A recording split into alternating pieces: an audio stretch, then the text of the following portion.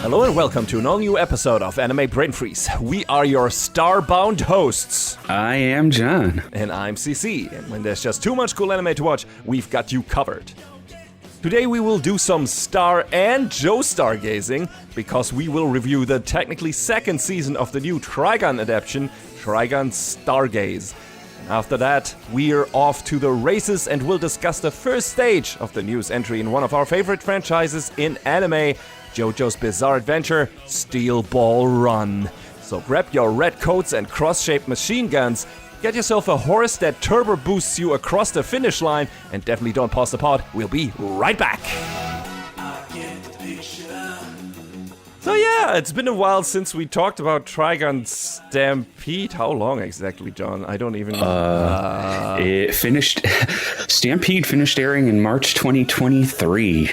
So it's been almost 3 years between the seasons, but you know, Orange was hard at work on this, you could tell. Yeah, absolutely. And I think the funny thing is, in the show as well, 3 years passed between the two seasons. I think they specifically call out 2.5. 2.5. So, right. you know, close enough, but just the same. Yeah. Hey, it makes sense. So that works. So yeah, if you don't know anything about Trigun or about, you know, this adaptation or whatever, please listen to our review of Trigun Stampede, which is technically the first season of this. The second one just has a different name, Trigun Stargaze, which we're going to talk about today, but we're not going to go into the setup on because it's a continued season or whatever. So, but since I think when we talked about Trigun Stampede, we still did not really do spoiler-filled reviews of season 1 shows. I mean, we still really don't until we know it's the only season that we're gonna get probably, and there's not gonna be like a continuation.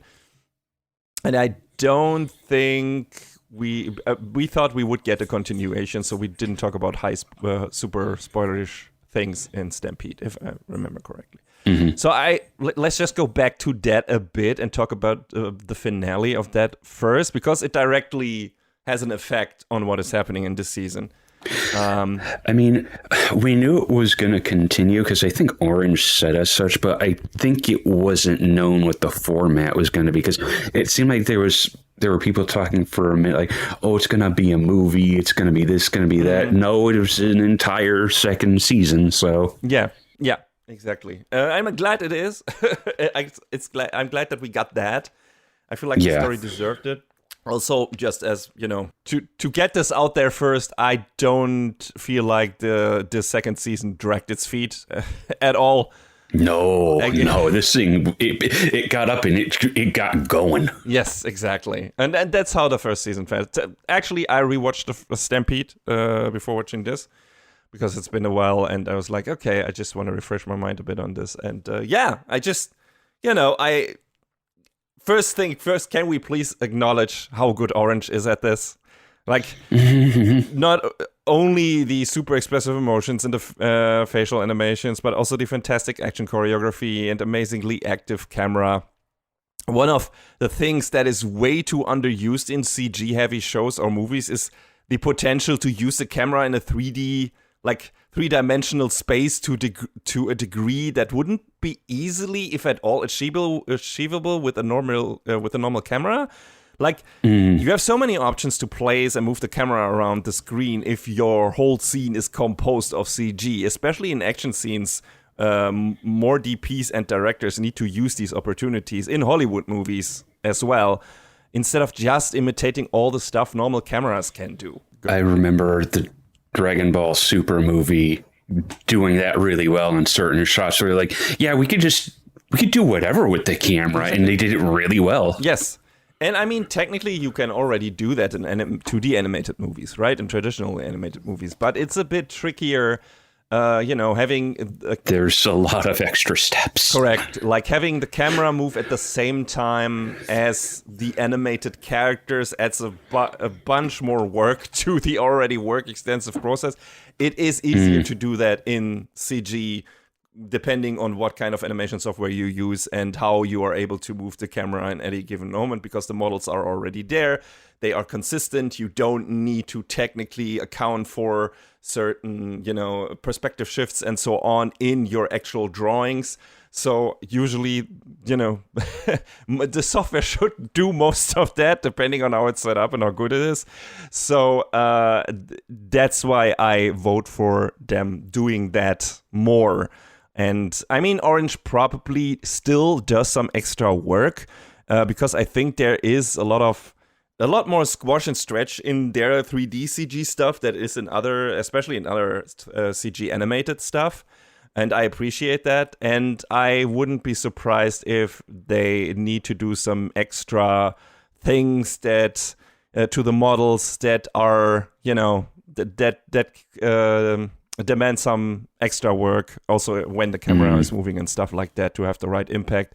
And this season, like Stargaze, had not a lot more, but especially in the beginning and the end, in the crowd scenes, you had more traditional animation. Like, that's something that jumped out at me immediately, where it was like the first couple of scenes from the new season were like, oh, okay, now here we have traditionally animated characters for some reason. And I'm not a big fan of mixing those with CG animated characters. I feel there's always like a disconnect. I feel like so long as it's not in the same frame, yes, I can sort of be like, okay, all right. Like the, what was the show that was super egregious with that? You watched that. The amazing the piloting one, yeah. the amazing Kotobuki or something. Yeah, Kotobuki, right. Like a show I'm watching this season, Snowball Earth does a little bit of mixing, like not at least again not in the same frame, but it's sort of weird the way it does it, because it's like y'all aren't committing to one or the other. You're switching back and forth a lot, and neither looks bad. So, Maybe they like that mixed thing. I'm not particularly fond of it. And to be fair, at least Orange in this doesn't do it as much. Like, there are a couple of scenes where you definitely see, okay, these are traditionally animated characters, but they don't really have much interaction, if at all, with all the other CG animated characters. And I guess from an economical standpoint, it makes sense, because it's probably faster to have, for these short scenes to draw up certain, characters than to have to construct a completely separate looking model. And I think they didn't want to have the same character effect where a lot of characters look the same because they use the same CG model just for the crowd scenes. They wanted them to be diverse enough. So I assume that's the reasoning why they did this. And didn't use the CG also for some of the side crowd characters, bystander characters, and so on. I guess that makes sense. Yeah, maybe. I don't know. I didn't see a production notes thing for this on Sakuga blog or whatever. So that would be my assumption. That's why they did this. It's not super intrusive. It's just something that's stuck out to me. And that I noticed. But yeah, long story short, Orange totally understands what they're doing, both in Beastars and even more so in Trigun when it comes to making the most of the opportunities and the boons that CG provides, and circumventing some of the problematic things about CG. There's still one big thing that is in there. That I noticed both in Stampede and in Stargaze. They have this super fluid animation in the fight scenes and in the action scenes in general. It is very fast. It feels like high frame, on the level of mostly of a Disney movie or something, just with a different Pixar movie, just with a different style. And when they switch to the dialogue scenes, they use the standard anime reduced frame rate style where the characters are jagging a bit across the screen. It is not super noticeable when they just talk, but you still see it. Yeah, you're right. I didn't really think of that before, but yeah. I don't know why they're doing that. I don't think there is probably not in terms of workload or whatever. There is probably not a reason to do this. Maybe it's a style choice because they're like, hey, this is how anime usually looks when it's in 2D. No, it doesn't. Less frames to render means less budget. Maybe, I don't know. I really would like to interview someone who's responsible for this, who is doing this, and would like pick their brain why they make that choice. Like if there's really a reason behind it in terms of actually this costing less. Because I don't know if that is really true, like, especially in dialogue scenes. I could actually see it in action scenes because you had to use a lot more keyframe animation, even in CG, I guess, than in dialogue scenes. So, but there it's super fluid because probably it's, hey, this is the showstopper scene. This needs to look good, and in dialogue scenes it's not as important.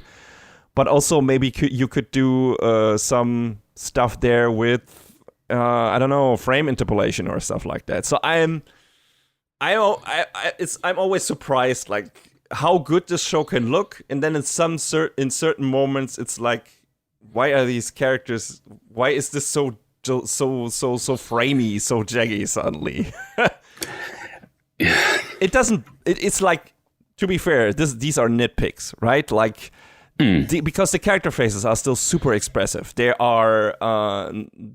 is so much emotion in these character faces, especially when compared to other CG animated CG shows, you know, where you have just the flaps moving and whatever, and there's so much emotion in the eyes, in the eyebrows, in the mouth, in the face in general, like the way it moves around. The hair is very well animated in a lot of scenes. So, you know, it's great.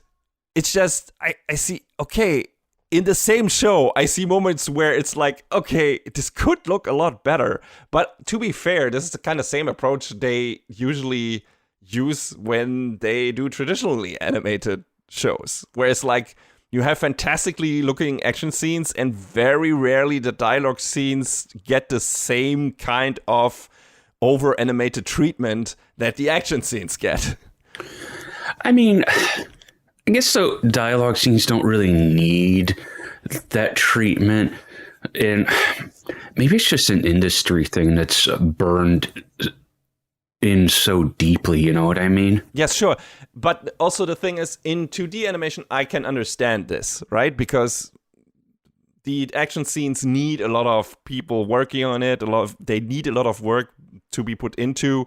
To look as good as they do, so they don't have that much leftover work to make the dialogue scenes look as well animated, and it's not really necessary, like you said. The question is, I don't know if that kind of rule applies the same for CG anime, where it's like, okay, would this require as many people to put as much work in it as in 2D animation when it comes to making the dialogue a lot like less framey and less jittery? Or is this just a setting where it's like, okay, we're doing it this way because this makes it more look like 2D traditional anime in the dialogue scenes, even though that is not necessary, just from a workload perspective. So that's the thing. That's what I'm wondering about. I'm not sure what it is. Like, if it's actually a necessary thing that they need to do in terms of budget management and human resources, quote unquote, management, or if this is just a style choice where it's like, okay, for the action scenes, this needs to look super fluid because on big budget 2D traditional animation projects like JoJo Kaisen, for example, that's how also the action scenes look in that. Like, just looking at some of the big fights in the new season we just talked about in the last episode, these are super fluidly animated and look fantastic. So I get why they put that in there. I'm just wondering, okay, is it still necessary to have the dialogue scenes to be that much less impressively animated? I get it more in the traditional animation version of this. I don't quite get it in CG. But hey, I also barely know anything about animation and animation production. So I'm just curious. I would like to know. So if someone out there, one of our listeners, actually has some details on why they are doing it this way, if it's more style choice, if there's actually a necessity behind this. I would really like to know more about this and hear about this and read about it, why they might be choosing to do it like that, because it's noticeable. It's not breaking the show or anything. It's super okay. Like I said, the facial animations are so great that they make you completely forget that like the characters are weirdly jaggy and framey while they're moving in the dialogue scenes. But yeah, still very interesting. And a bit confusing. That's all. That's why I want to mention it too. Yeah, soundtrack still incredible. The one of the things that stood out to me in Stampede was the stop on ship 3, where we learn a bit about Vash's time shortly after the big fall, the first big fall. We get to that. Yeah, there was so great moments and so many great moments in there, and every time Knives appears and the piano music hits and whatever, that's also fantastic. So soundtrack is amazing. And yeah, speaking about Knives, we didn't probably talk that much about him I didn't re-listen to our review, but I don't think we talked that much about Knives in our review, at least not about his final moments, I guess, in the first season, which we could have assumed were his final moments of the show, but really didn't, because, he's the main villain. There was a way for him to come back, obviously. But yeah, the best villains, in my opinion, I don't know how you think about this, are the ones who you can empathize with and whose goals are relatable. And I think Knives very much falls into that category. Would you agree? I guess to a certain degree.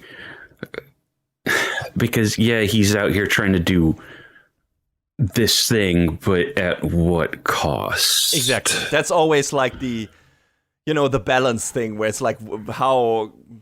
you live long enough to become... You live long enough to see the hero become the villain, whatever.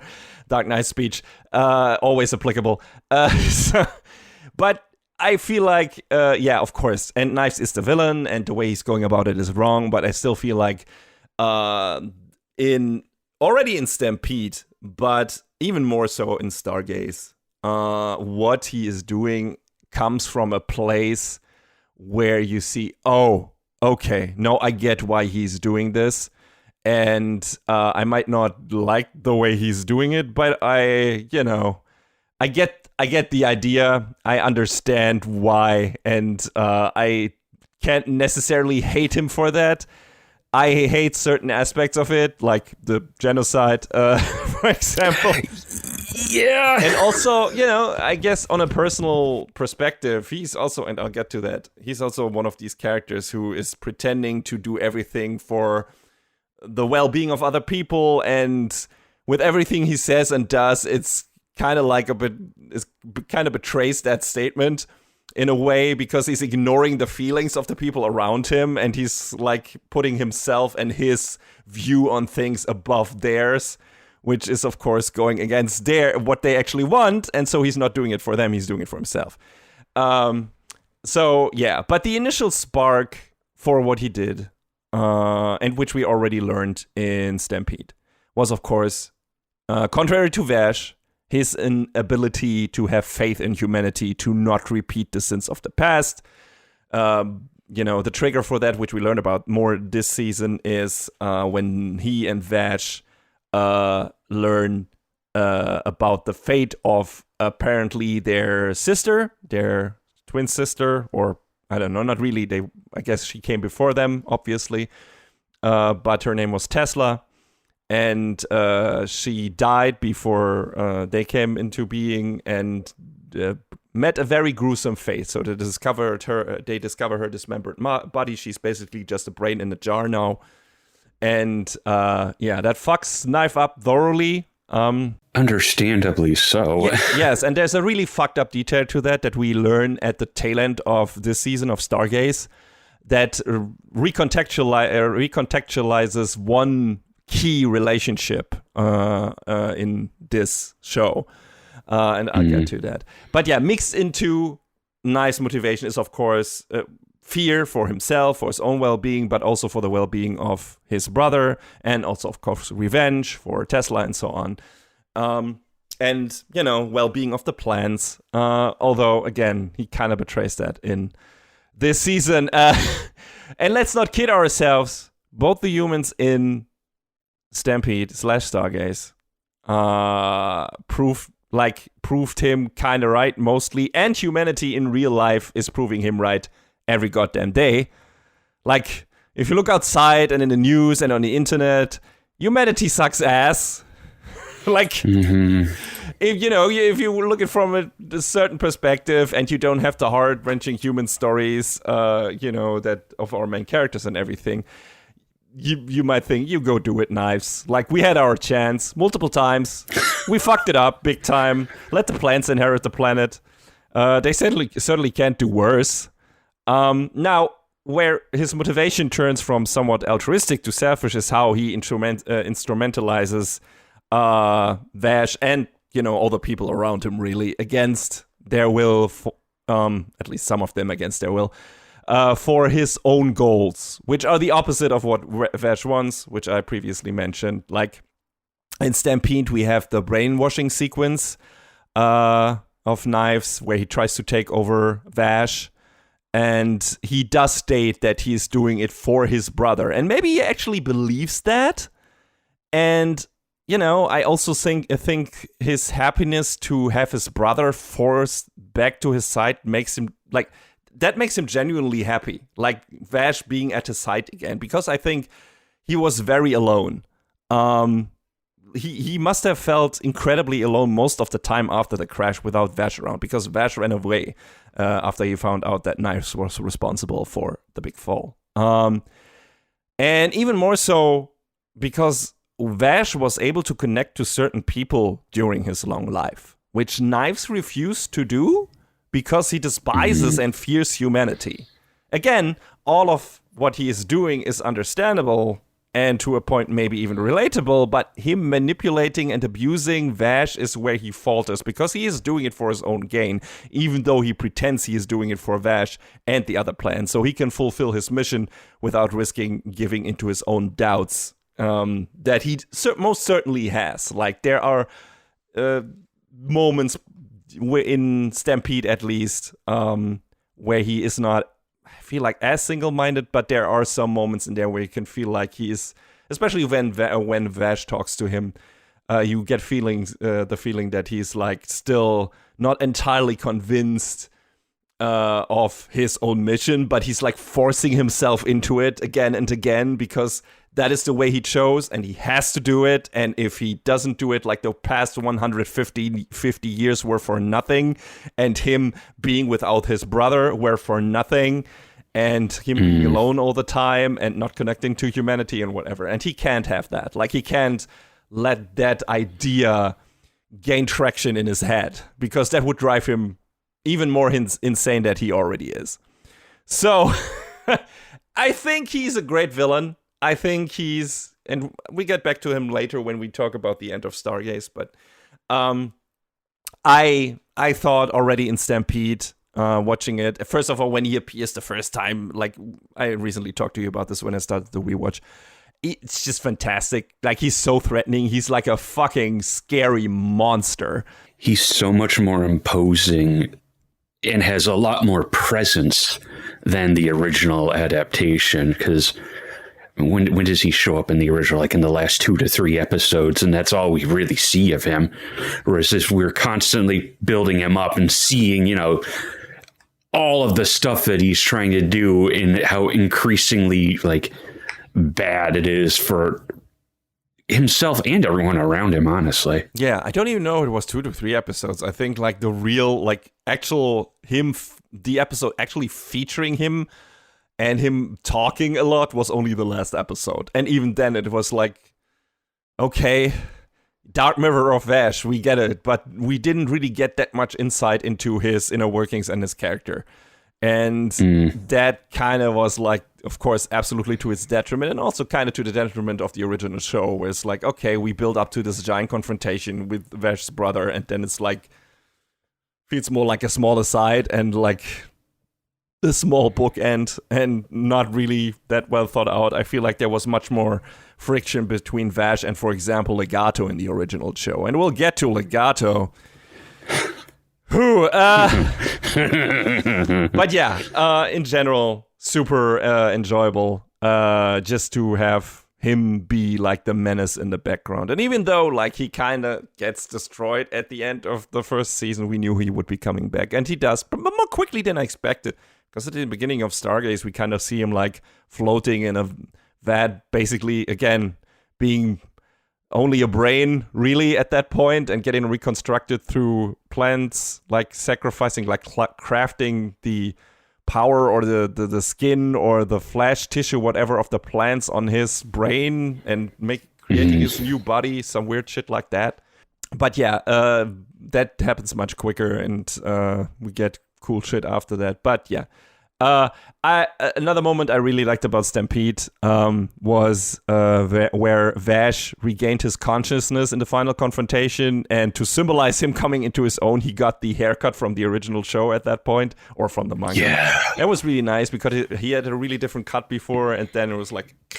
They do that again in Stargaze to an extent, but I think it was super effective in Stampede, because it was such a pivotal moment, and then, oh, there's the Vash we know. And it was really nice. Doesn't get his epic, I don't know, Rob Liefeld inspired coat.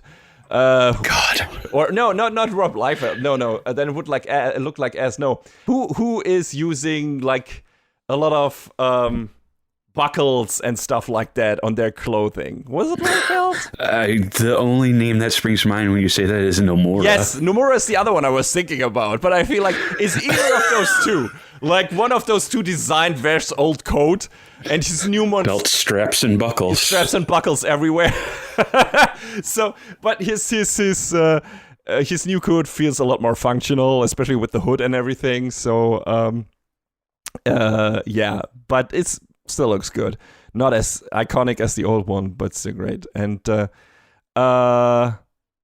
yeah, so that's kind of how Stampede ended, is Vash beats Knives in a big duel in the sky and tries to unleash the power Knives harness to overtake No Man's Land, the planet they're on, into space, but that doesn't quite work out. It backfires a bit because at the cost of his own life, or so it would seem at that moment, Knives kind of blocks it and redirects Vash back to Earth, so the whole city gets destroyed that they had their Knives at his headquarters in July, and that is the fallout from that season, because everyone is like, oh, okay, Vash the Stampede destroyed that city, and technically his bounty got raised, and he's disappeared since, and Meryl is now on her own after Roberto De Niro got killed in the previous season. She is now the head reporter, I guess. And is still searching for Vash to tell the real story. And she has her trusty companion, Millie, now, who was in the first season and who everyone missed. Yeah. Yeah, she's in this. Meryl and Millie don't have that much to do in the season, I feel like. They definitely more than in the old show. That's for certain. But it's like... it's a short show. It's like 12 episodes. And I get it. We had to focus on Vash. We had to focus on Knives. We had to focus on Wolfwood and his relationship to his brother, quote unquote, to make it resonate to the problematic relationship between Vash and Knives, and so on. And all of that makes sense, and I get it. But to have our two main female characters kind of sidelined and get almost no character development whatsoever is a bit of a bummer. I mean, I don't know if there's any in the manga, really, aside from going after Vash all the time, but there were like these small moments in Stampede where I felt like, oh, they're gonna do a bit more with Meryl this time around. They're gonna have her and Vash having a more complicated relationship, maybe, and her having more of an influence on him, maybe, than she did in the old show and whatever. Her having more of an integral part into how things develop in the end. And they, don't get me wrong, they're part of the action a bit, especially, and have some influence, especially when it comes to one of the side villains, but not that big. And they do a very interesting thing with Millie at the end, where it's like, oh, okay, is she? And she's not. There was a bit of a weird red herring, like a fake out. It's like, oh, okay, that would have been actually super interesting and neat, but also who knows if they would actually have done more with that beyond it. And so they didn't. She's not a worm, everyone. She's a worm wrangler. She or someone in her family was, so she talks about her sisters or something, I think. Yes. I mean, we see her family at the very end, like in one of the very final scenes. Like she's, there's my family, there's my dad, my mom, and my sister, whatever. And you see like the whole bunch of the Millie family. It's like, oh, she didn't make it up. And you see. I mean, she would have no reason to make it up. Yeah, but it just, she felt a bit more like a mystery in this, and it was like, okay. And you see Meryl's family too. She has a butler for some reason. Must be nice. I didn't know she was loaded. Did they mention that before? It was pretty fun. Pretty funny, just that the show just dropping that on us. It was like, by the way, here. She is rich. Okay. I mean, considering the quantity of guns she carried on her in the original, I guess it would stand to reason that she has some amount of money. Yeah, apparently. But yeah. But I'm glad they're here. They are at least part of some of the action scenes, like a motorcycle, whatever. There's a pivotal one in a final stretch of episodes, and they have, like I said, a rather important scene with what was her name, Elandira. That's her name, right? I believe so. Yeah. One of Knife's gang, who I don't even know who she is. Like, is she also a plant or just an orphan? Or I forgot how she actually came into his group. I know with the rest of them, but for her, given how much screen time she gets, I didn't really know where she came from. When she was introduced in Stampede, I apparently didn't pay enough attention. I was like, okay, wait, where? And she looks a bit similar to Zazie, the worm girl, in certain parts anyway. Yeah, because I guess she's not technically one of the gung-ho guns, but... Yeah, but also I don't know. She's very devoted to Knives, that's for certain, but I don't know how she actually came into the groups, into his group, and I forgot to look it up. But yeah. So we're now in Stargaze territory, of course. Gotta say, John, not a fan of the new OP. Yeah, the first one was a bit stronger. Yeah, absolutely. It's way too upbeat. It's way too generic anime OP. Like, it feels very like, okay, this... I don't feel like this conveys what this show is. So... Yeah, because the first one is so mellowed out and, a little more... what's a good word to describe it? Just the fact it's a little more downbeat, because this is a little more serious compared to the original show. Like, we still have some brief moments of levity, but this is like, nah, this is serious. Especially, like, at the very beginning when Vash is still in the funk, which he is. He gets rescued by a guy named Hoppert, who I think was part of the Gang Hokans in the original. But he's not in this. He's just someone whose girlfriend / wife / someone he saved and who meant a lot to him got killed when Vash or Knives destroyed July. But Hopper thinks it was Vash, so he rescued him to fight him, I guess, and kill him, but also maybe let him live so he can live and suffer. But so the beginning of Stargaze is pretty dark, and then you have this jarring contrast of an OP, and also later in the season when things get very serious again, it also feels a bit misplaced. The ED, although I like it more, also in certain parts, I remember there was in the second to last or one of the later episodes, there was definitely a weird thing where something very dramatic happens at the end of the episode, and then a very upbeat opening. But I mean, that happens in anime. You cannot have like the perfect ED or OP for every episode, but just in general style, you should maybe try to get there. I mean, the king of inappropriate EDs will always be Happy People from Bleach. That's unmatched. God. Because there were so many moments that were like so fucked up, and then it ended on Happy People, and it was like, what the fuck are you doing? You just gotta pick yourself up and be happy. Yes, when some person just got murdered. It was funny, don't get me wrong, but the thought process behind that eludes me. But yeah, anyway, so like I said, Vash got saved from Hopper. He seems to be in an almost catatonic state. He doesn't seem to remember things and so on. And then new character, Jessica, from Ship 3, which got attacked by Legato Stooges.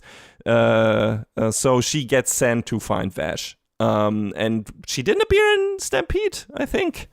But gets kind of like retconned into the story in Stargaze, where it's like, hey, we met before. I met Vash before. And also, she apparently has a crush on Vash, I guess. And, things like that.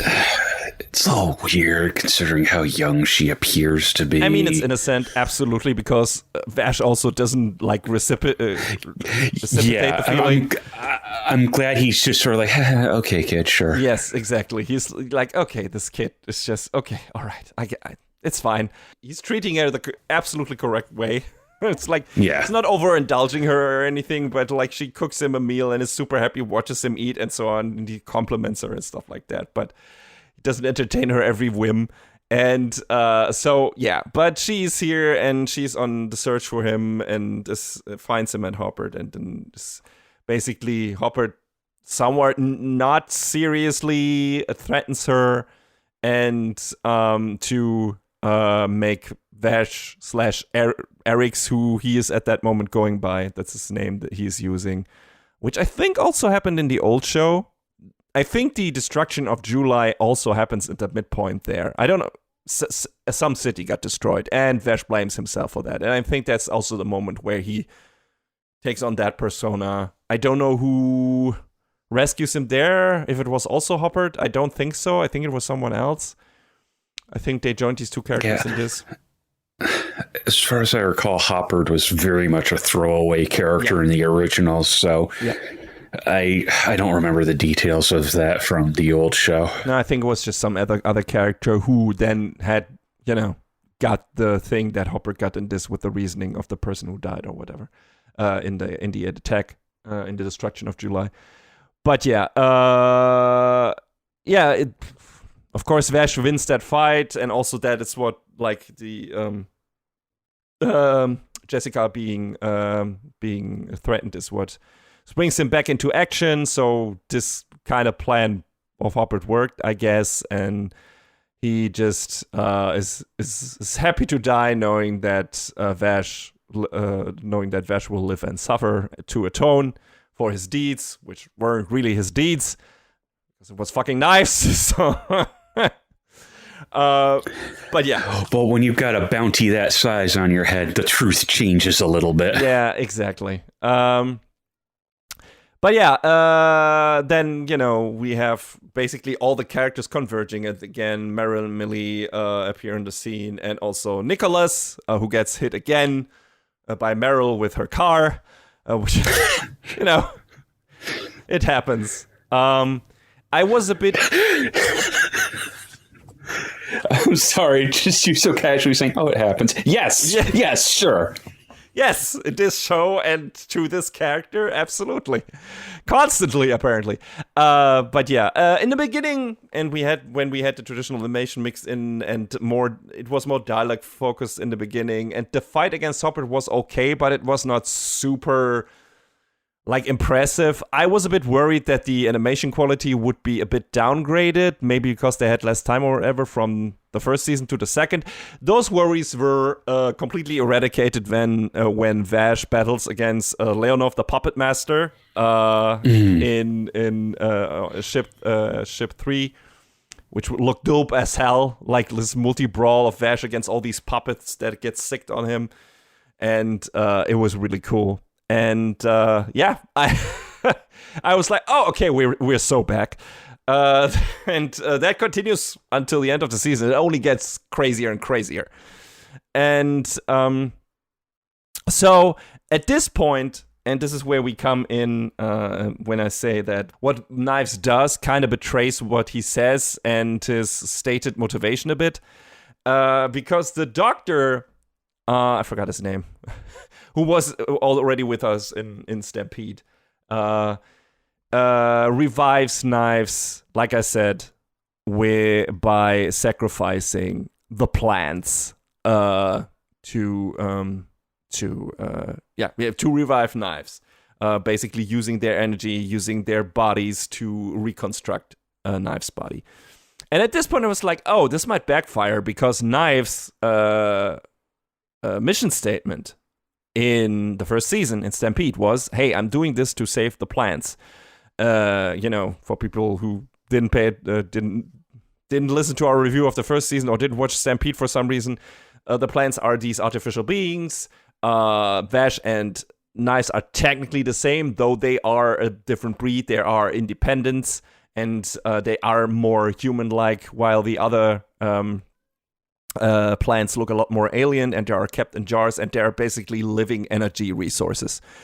They are basically only alive to generate energy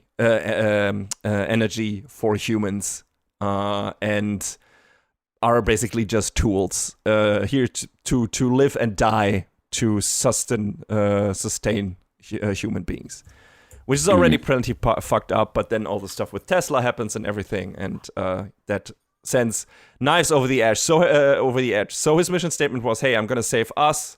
I'm gonna save the plants. I'm not gonna let what happened to our sister happen to our race, quote unquote, ever again. So that's why he caused the big fall of all the refugee, of all the exploring ships, and that's how all the humans, and Vash and Knives and the plants landed on No Man's Land, the planet they're on.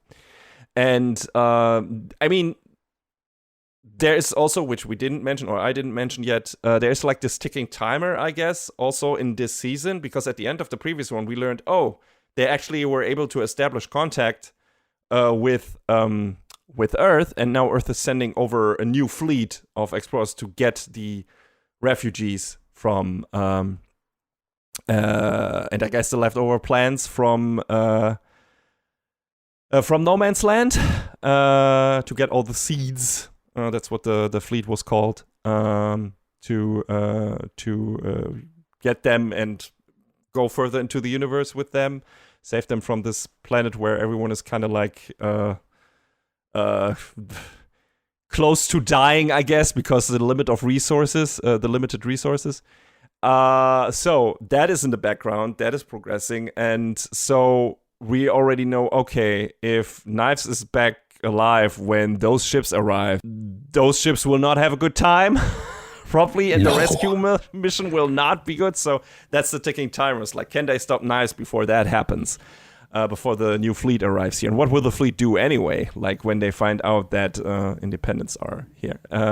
Going back to Knives and his motivation. So the doctor uses the plans to reconstruct Knives. And at that moment I thought, hey, this might backfire, because Knives says he's doing all of this because of the plans. So he's going to be angry at the doctor when he finds out that he used the plans to reconstruct him. He's probably going to kill him. It doesn't really happen. Like, yeah, I mean, I don't know. Maybe Knives' thought process is that I'm saving the plants by becoming one with the. Yeah, so he's like, yeah, he's loopholing this shit like to the max, I think. Yeah, I had the same feeling. I was like, dude, when Knives is back to 100%, y'all are probably dead. No. Yeah. Mm-mm. It's like No. not only that, John. Not only that. It could have been like, okay, I see why you did this. I don't approve of this, but you know, now I'm back and I can fulfill my mission. And okay, I will ignore that you did this. No, in the final stretch of the episodes, he's like consuming more and more plants himself to power himself up even further to do what he intends to do and fulfill his plans. And I'm like, my dude, you are full of shit. A walking contradiction. Yes, that's what I meant when I said what he does is not really in sync with what his mission statement is. And so this is what drives him further into the villain category, where it's like, hey, if you stuck to your ideals, if you stuck to your motivation, if you said, like, I'm doing this to save the plants, no matter the cost. I don't want more of them to be sacrificed. And now I'm sacrificing them myself because I think my mission, the one I chose without asking them, and overriding everyone else's wishes is more important than actually keeping them alive. And that is just ludicrous. Well, if it isn't my old friend, incongruity. Yes, absolutely. So at that point, I was like, fuck you, Knives. I mean, I was fuck you, Knives before, but then, like, full force, fuck you, Knives. Yeah. You're just full of shit, buddy. So, again, I get why he is doing this probably deep down and why he can't go back to, like, why he's so driven. And we see more about the stuff with Tesla and so on. It's fear. Like, it's mostly the thing that drives him is fear. He's afraid of humans. He's afraid of, I guess, dying to an extent. He was always afraid of losing his brother. He already lost his brother. Like, he is afraid of admitting to himself that he chose the wrong path. That what he did, like sending down the fleet, killing Rem and so on, was the wrong route to take. But he can't accept that anymore because he already did put so much time into this and so much effort. And I mean, he probably deep down still has some kind of, consciousness. Like, he knows some kind of moral compass, which was the initial trigger for this. Like, of course it's wrong that his sister got killed. Of course it's wrong that the plants are getting abused.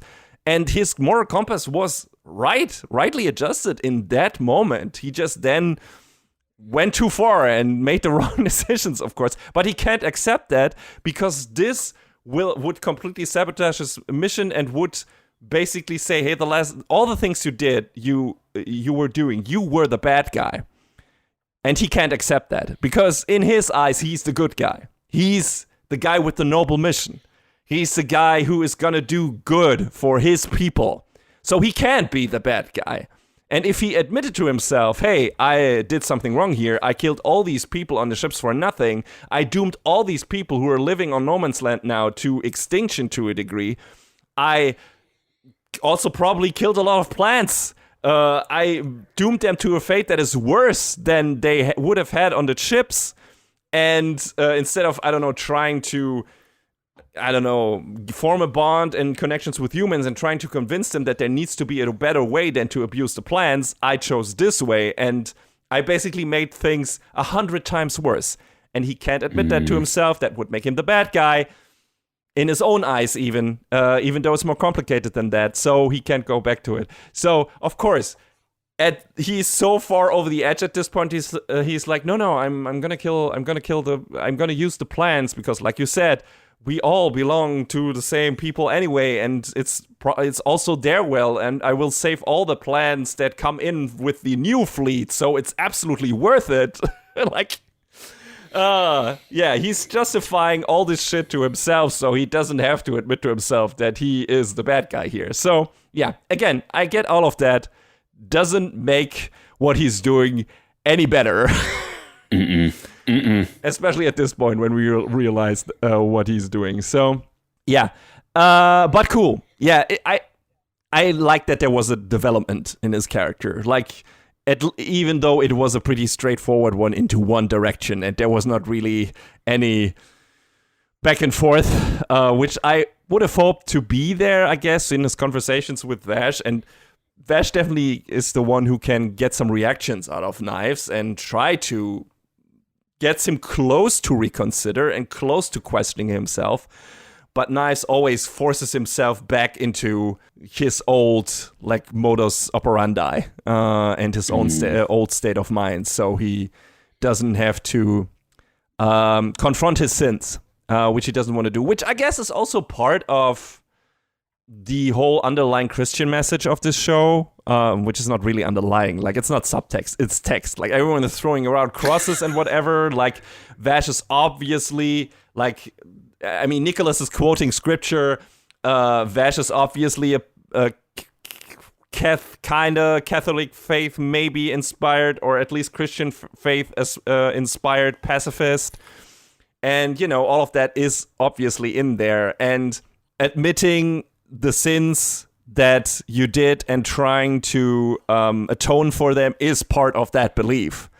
And since Knives is not willing to do that, he's the bad guy. At least when it comes to the religious perspective on this show, or of this show.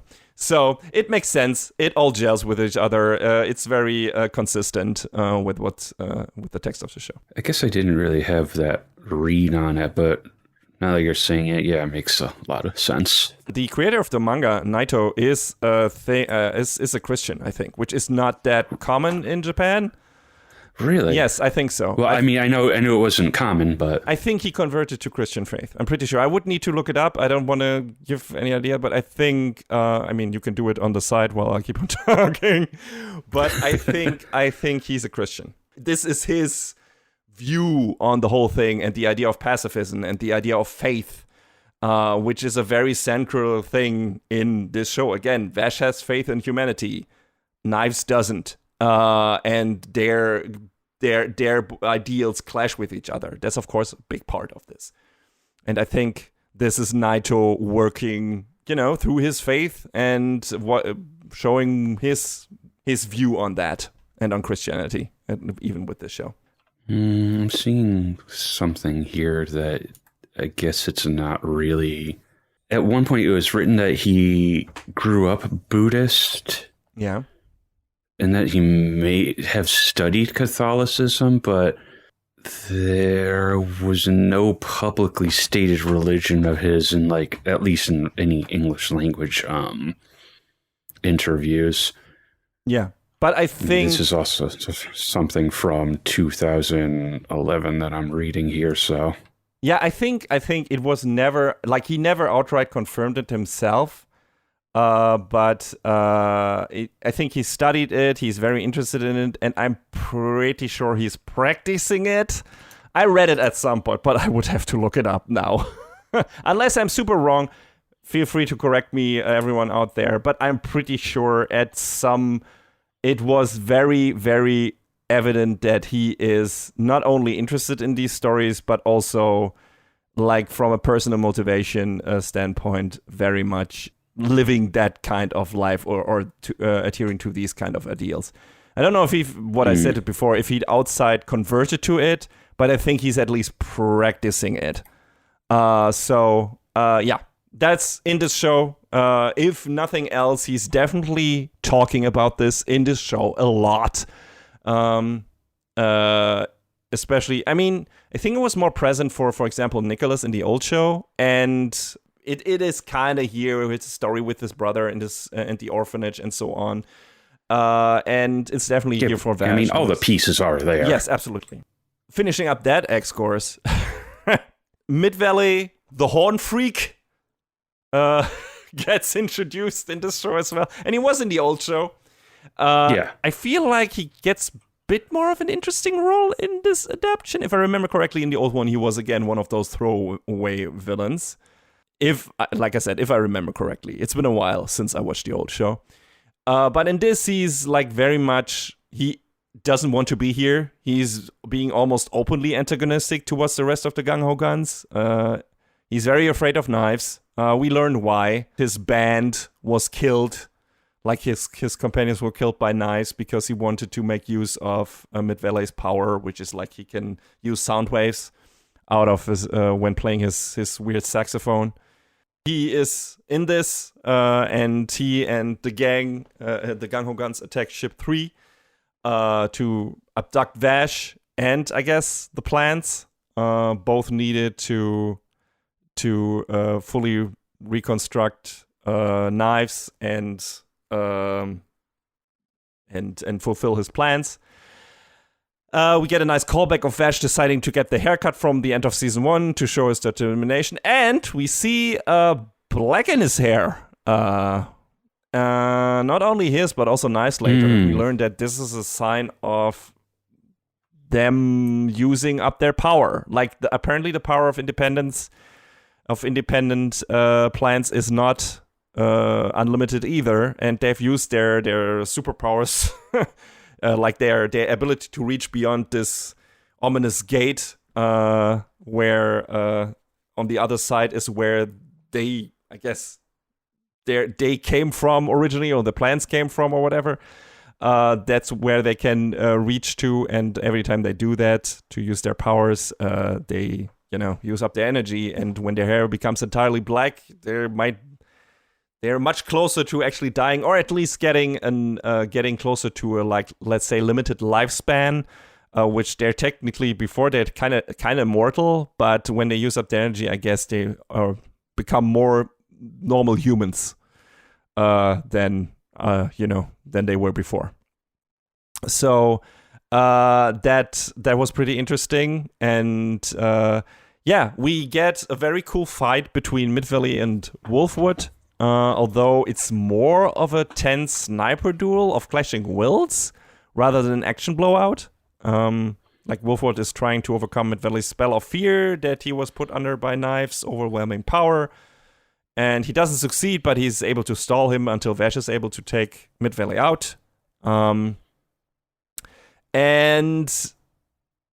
then we also, I guess, get our first big action scene, although in that moment not really, of Legato, who definitely got a bit nerfed in this version. Looks like he can only do telekinesis and no longer has his psychic manipulation powers. But he's certainly less scary and feels like more of a blowhard pervert that is simping for Knives a bit too much for me to take him seriously, or as seriously as in the old show, where he was simply terrifying. His introduction was on the same level as the first introduction of Knives in this show. Just more even more psychological horror than sheer force of power, sheer show of power. And but yeah, as I've said in the review of the first season, the show is its own thing, and this interpretation of Legato still works. If you watch the old show, you've seen an, my opinion, better version of him, but that doesn't invalidate this version. Though he gets stepped on by Elendira, which makes him pretty much a joke in my book. He also goes down like a bitch. Like there's, in the final set of episodes, there is this amazing fight. To be honest, to be fair, there's this amazing fight of him against Livio, against Wolfwood. Like they have like this multi-stage battle of handicap battle. Him against those two guys, and this weird android creature, whatever, Ninetails and his different incarnations. They fight him, and they fight each other, and he has like this weird chain whip sword thing, which is pretty cool. But like that fight is great, but Legato is such a bitch in this. Like Knives appears on the scene, and he's worshipping Knives obviously. Mm-hmm. And he's he's so happy he just wants to be reborn by Knife's side or whatever. And once Knives appears on the scene and Legato just dares to talk to him, he just cuts off Legato's head, and Legato's really happy about this for some reason. It's like, finally I get to be reborn. And he was such a menacing force in the old show. He was so manipulative and so goddamn evil and scary, and he's none of that in this show. And the original seemed a lot more mysterious and brooding and dark, and in this week's just like, Knives of Summer. Oh. And it's like, well, he's still a threat. He nearly chokes Wolfwood out, and that's like, oh Jesus, is he gonna kill Wolfwood? Oh. And to be fair, Legato testing Vash's resolve as a pacifist with Nicholas this time feels pretty effective because Vash and Nicholas have become really good friends at this point. And I don't even remember who Legato threatened in the old show. It was the same kind of situation where it's like, hey, either you kill me, Mr. Pacifist, or this person dies. And I think in the old show it was just a random kid or someone else. Yeah, It wasn't Nicholas. It wasn't Wolfwood. And it is much more effective here. And, Vash actually does it. I don't even know if he does in the old show or if Legato, like, edges him on a bit, like manipulates his trigger finger a bit for him to easier pull it. But Vash does it here himself. As far as I recall, he pulled the trigger himself in the original. And he's like really tormented about the whole thing. But, that's like really close to the end of the series, and it doesn't like... it happens and blah, blah, blah. It's like 3 episodes from the end, as I recall. And it's like, well, and he actually does it. And it's like, geez. And I think that's like the one time he actually kills someone by his own hand. And they sort of have that build up to it here. And then they're like, nah. I mean, that happens a lot in this, where it's like, oh, you think you know how this will go because you watched the old show? No, it's going to go different way. We'll get to the other big one. But yeah, it's like he shoots and Knives appears and blocks it for whatever reason because he then kills Legato himself. Maybe because he's angry that Legato actually dared to, I don't know, corrupt Vash himself instead of Knives being the one to do this. Maybe he's envious that Legato was able to drive Vash so far. I don't know. Might be the reason. But it was interesting. But again, Legato is not nearly as interesting as he was in the old show. In the old show, he was a real menace. He was really scary. And he was the one person who made really a dent in Vash's conviction, like really challenging him, and he kind of does this here as well, but it doesn't have as much of an effect as it does in the old show. And that was also the moment where it's like, oh, the old show also needed one more season, because that is how the technically second season of the old show should have ended, like with Vash being in a crisis after killing Legato.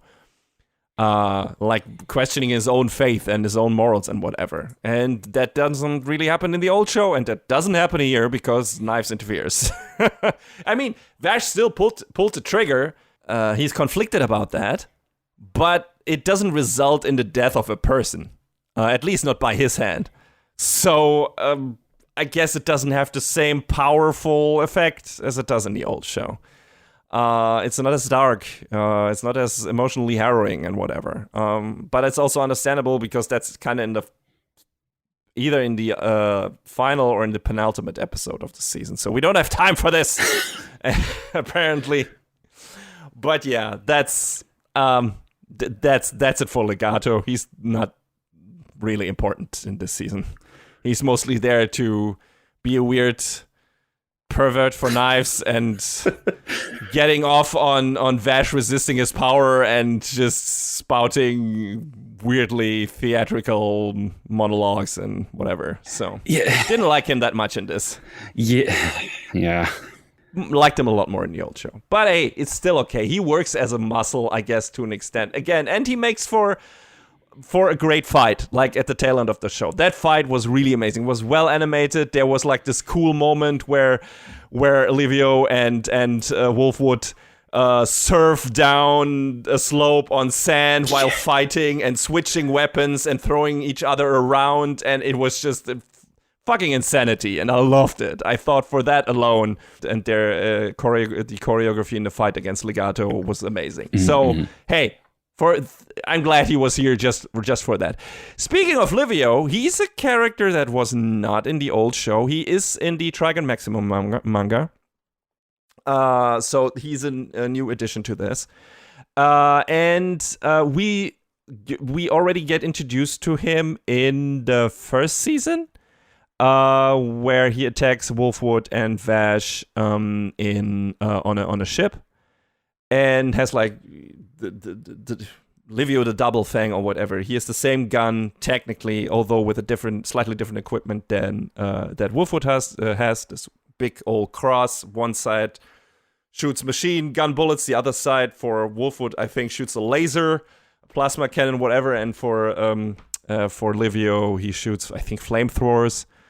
And they apparently grew up in the same orphanage, were connected by the hip from a certain moment on. At least Livio was really like the little brother character to Wolfwood. Wolfwood always looking out for him. And when Wolfwood went with the people who were working for the doctor, augmenting his powers and whatever, which made him kind of, I guess, invulnerable when he sipping that weird liquid stuff, health potion that also makes you age faster though. All these powers and everything that he can use, he got there, and Livio followed him and apparently also got experimented on, but wasn't nearly as mentally stable as Nicholas, because Nicholas also had his faith, I guess, which again feeds into one of the subjects of the show. Livio didn't really have that once he wasn't with his big brother anymore, so he completely succumbed to that and also created a second personality, Laszlo the Tri-Punisher of Death. Boy, what a name. What a name. Well, I guess was amazing. We're going from the double fang to the Tri-Punisher. Yes, which also really weird thing, like with the naming in this show, like Punisher. Like I thought Punisher was the code name for Wolfwood in this, which makes sense with Naito's preference for American comics and so on. But at some point, people are also calling the gun the Punisher and calling Wolfwood the Undertaker. So what is it? Like, please decide. It was a bit inconsistent there. But yeah, he also has these Punisher guns and has two of them, and then he later appears, like that's how he appears in the first season, gets ostensibly killed. But hey, nobody stays dead in this show, so he returns in Stargaze, and now has his second personality, his weird big personality, is at the forefront. He has a crazy haircut, and then has 3 arms and fights Wolfwood, and I don't know if Vash is even in that fight. I think so, at least in the beginning one. Yeah, partially. Yes, but hey, Wolfwood manages to get to get through to Livio's original consciousness, his original character, and convince him that he doesn't need to be a friend anymore and that he's not alone anymore. And Livio is able to basically get rid of Laszlo because he's like, hey, I don't need you anymore, really. I'm fine. You can rest now. I'm sorry I put all that shit on you, like all the emotions, the sadness, all the loneliness. I put all of that on you. I created you so I could cope with feeling that. I don't need this anymore because I got my brother back. I'm better now, and so you can leave. So yeah, that works. And the fight Wolfwood versus Laszlo, the first one, is incredible, and so that's cool. And then Livio joins the gang, cuts his hair off, only has 2 arms again that he uses, but he then and Wolfwood have this amazing fight against 9 Lives and Legato, which is a sight to behold. And also we have a great gag where Vash is trying to go for ship 3, go there with a motorcycle. He absolutely doesn't know how to ride a motorcycle. And then Livio takes over and I'm going to do it. And everyone's like, oh, great. And then he does the same. That was such a good He almost bit. dies too. That was great. But he eventually arrives after, taking a lot of wrong turns, which is also very fun in itself. So he's doing some good or worthwhile contributions. He's in general a worthwhile contribution to this show. Like he was a very interesting character to have in the first season and to get more of Wolfwood's backstory, and then even more so in this season. Like his interactions with Nicholas are some of the most interesting and potent ones in the show from a character development standpoint. Mm-hmm. And I really like their dynamic and their backstory. And like I said, I think it mirrors the relationship between Vash and Knives and comes to a much more healthy end. Then, I mean, I guess there is some redemption there for Knives at the end of this show as well, maybe unearned, but it's I felt like the whole thing between Wolfwood and Livio was very nice, like considering how much shit they went through, and then by the end that Nicholas got him back, and that Livio got Nicholas back, and they're this team, and then they're fighting together against the bad guys. That was just awesome. It felt really good. I was really happy for them. I was like, yeah, the boys are back in town, I guess. So it was really nice. I liked Livio a lot, and his Laszlo personality was also very fun, because Laszlo is also a big old pervert, just like Legato, but in a different way, in a more fun way, I feel like, and not just a pathetic way. And very cool. Very cool. Liked his addition to the show, and I like that he got even more featured even more in the second season.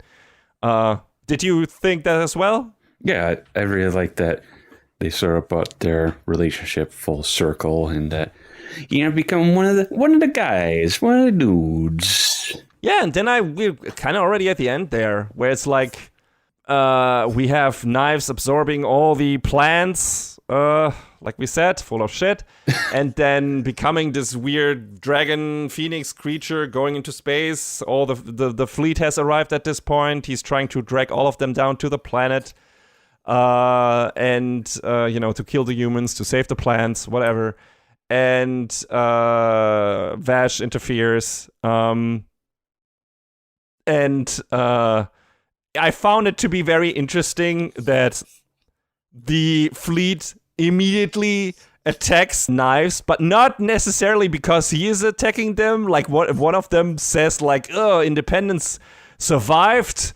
This is disgusting." And it's like, wait, whoa, okay, I guess we still have a long way to go. There didn't happen on Earth. Also didn't advance in 150 years when it comes to their treatments of plants and independence.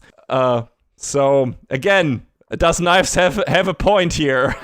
Racism, speciesism, it lives on. Yes, yay. And they don't really resolve that by the end. No. Like Meryl or Millie have this throwaway line, one of them, where it's like, hey, we'll still try to find a way.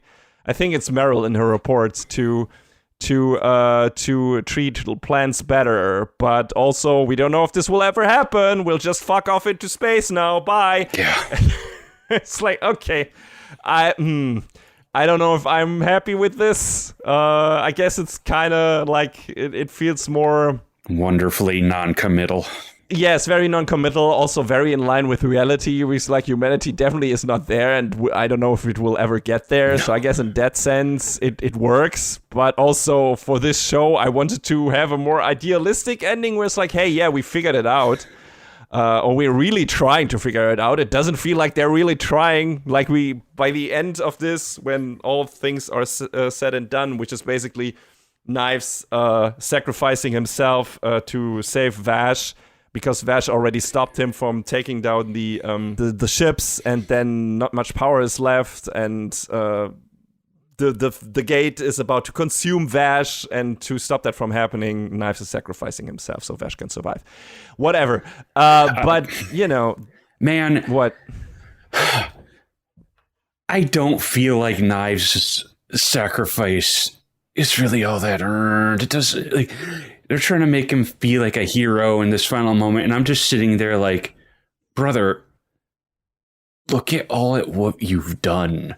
Yes, I mean, that's why he has to die, right? It's a cheap way of having your cake and eat it too, right? Where it's like, hey, he's the villain, but he did a good thing by the end, and he because he's a villain, he dies, but he does a nice thing, so he doesn't get to die horribly, I guess. I'm kind of over that in anime and manga. It's like there's no too. Oh, where are the consequences for your actions? Oh, I guess I'll die and become a hero in the final moment. No, fuck you though. And I mean, he doesn't necessarily become a hero for everyone else. He just becomes a hero for Vash. And to be fair, considering his beginning motivation, he still loved his brother. I think that is the truth. I think he's a lot of the stuff that went bad for him is because he was afraid not only for his own well-being but also for his brothers. And it makes sense that he would sacrifice himself, at least after he realized that his plans have completely fallen down, to make sure that at least his brother is saved. I buy that. I think, okay, I get why he would do that at this point. That doesn't justify his actions. That doesn't redeem him in any way possible. Like, but I at least understand, like, I feel like it's nice that he did that for Vash, and it's good that he did that for Vash. And I don't even think he cares to be redeemed. Like, that's not his point. Like, he's only doing this particular thing to save Vash. And that I'm okay with. I don't know if the show is trying to make it look like, okay, now he's completely redeemed in the face of, like, everything he did. Maybe, and if that's how it is, that is definitely a read. And if that's what the show is trying to do, I'm on the same page with you, John. I think that's bullshit. Because that's definitely not earned. But at least when it comes to his relationship to Vash and him doing what he did, at least partially for his brother, even though he absolutely went about it the wrong way. He didn't consider his brother's feelings on the whole thing. He was completely narrow-minded. I think it's still okay for me to accept that he got to do at least this small little thing for his brother. Although that's also not what Vash wanted. Again, like he wanted to go together with his brother. He was okay with dying himself together with his brother. And again, Nice went against his feeling because it's like, hey, okay, you at least have a future on this planet. I don't.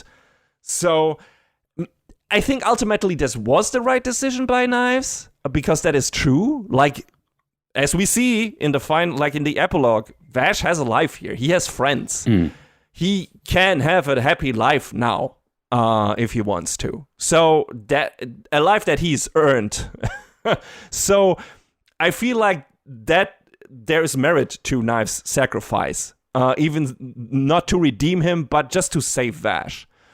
And even like going back to Knives' motivation and everything, I feel like his downfall is that he does not understand the feelings of everyone around him. Not his henchmen, like the Gung Ho Guns. Like you see it with Elandira, right? He is with him because she's devoted to him, because he believes in what he believes in. But he doesn't care about her. He doesn't care about Legato, even though that guy is completely devoted to him, to a ludicrous degree.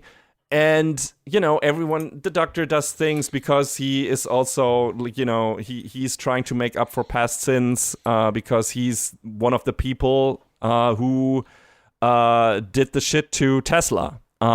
Which we've we get the full horrible truth. What happened to Tesla in the final episode or the one before that, I think.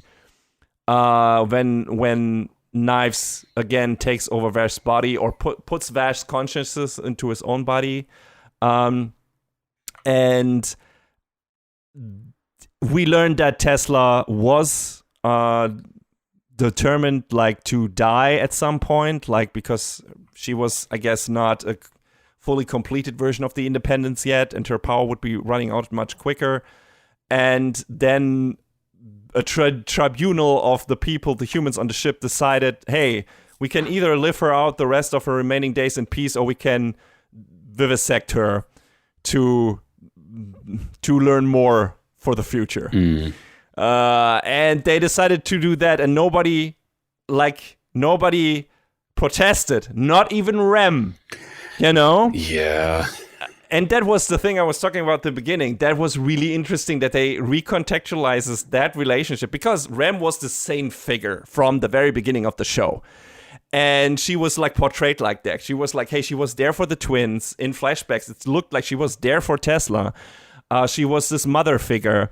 And Vash was completely enamored with her. She was, for all intents and purposes, his mom. I feel like Knives, even before he learns the truth, has a much more has a much colder relationship to her. He is not as infatuated with her. Vash definitely is, because he's much more of an emotional character, or is able to connect better emotionally to humans.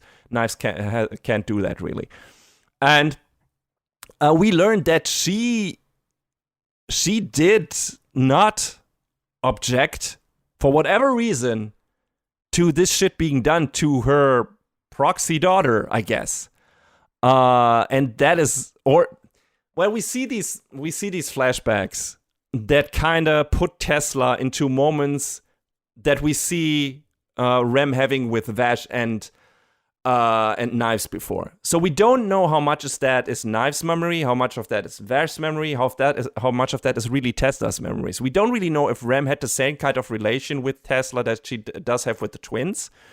So maybe she didn't even have that with Tesla, and her relationship with Knives and Vash is part of her making up for her not objecting to Tesla being vivisected, being killed in this horrible way, or not even killed, partially kept alive to be studied, which is the real horror about this. And her then, even though Rem knowing that this is wrong, but her not having the courage to speak up against the other crew members. And so I'm not quite sure what this is. Again, I like that this makes the relationship between Vash and Rem more complicated, and her remaining on the ship more understandable, because I think Vash says as much. It's maybe her staying on the ship was her way of atoning for her past sins. But also maybe having the relationship she does with Vash and Knives is also part of the atonement already.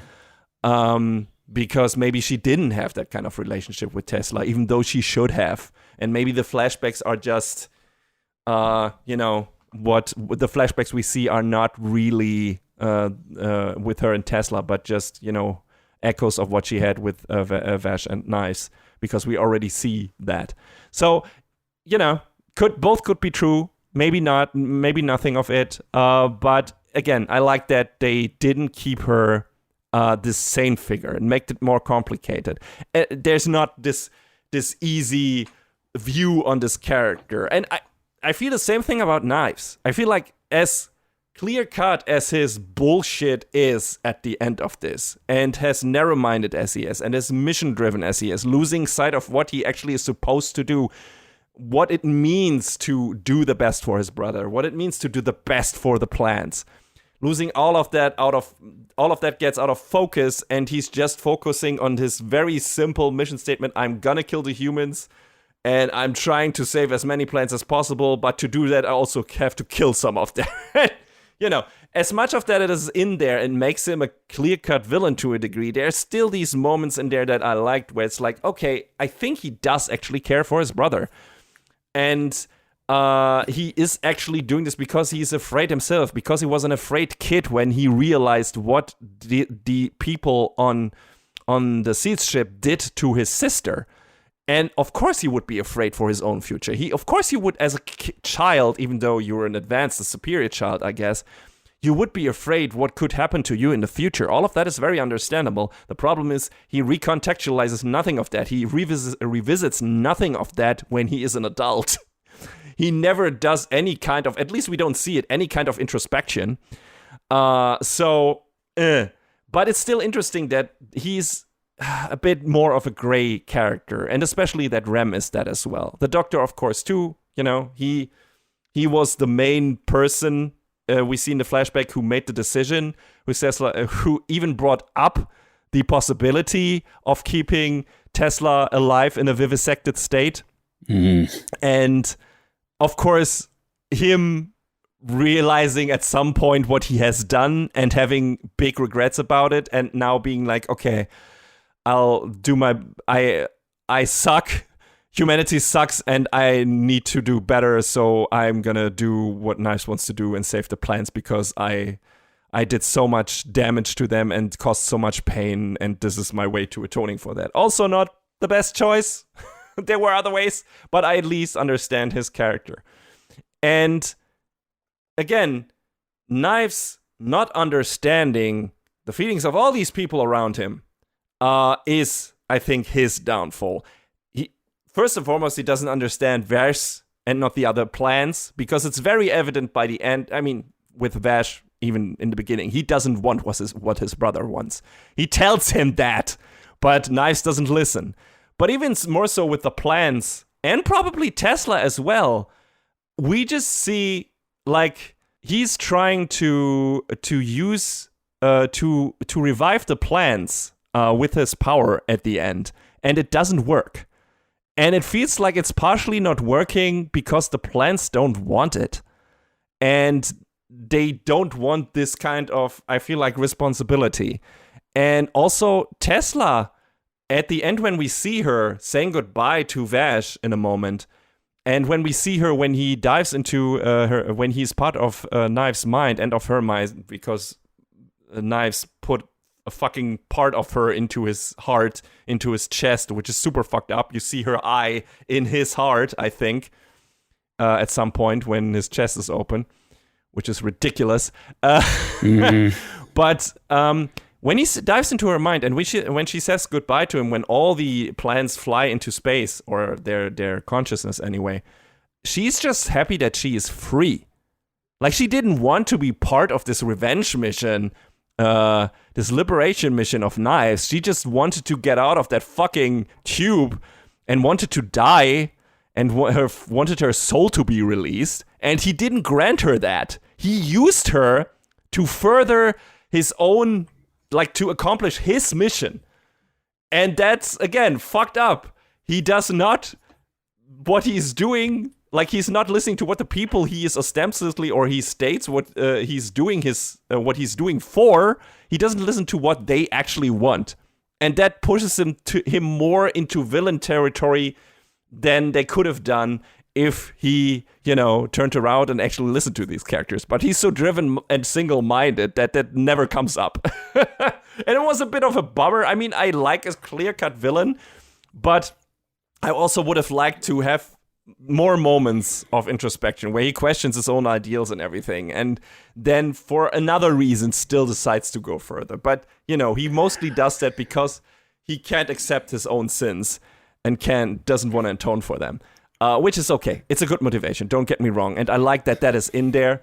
But I would have liked to have more of that, and it just he becomes such a despicable asshole by the end that I get your point of you not wanting to accept any kind of effort on the side of the show of redeeming him, which I totally get it, John. I mean, there is all of that in, like, this kind of mirroring some true to life stuff, but no one around him wants to say no to him until they start to realize the consequences of his actions. And it takes them a real long time to come around and say, hey, maybe we shouldn't have done this so blindly. And by that point, it's like, fuck it, it's too late. Yes, absolutely. I mean, that's a tragedy of it, of course. And some people don't even do that. Legato. So... But, Elandira does it, even more so, though, because she realizes that he doesn't care about her.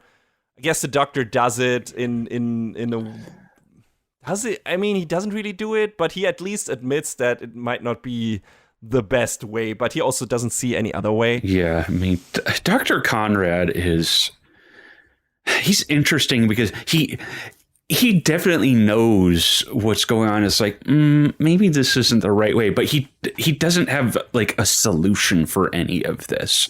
So he's just sort of like doing what he can to make up for his own mistakes. And I think that's interesting for him, at least. He doesn't really have a vision for atoning for his past sins. And he feels like Knives, what Knife is doing is one way to achieve that.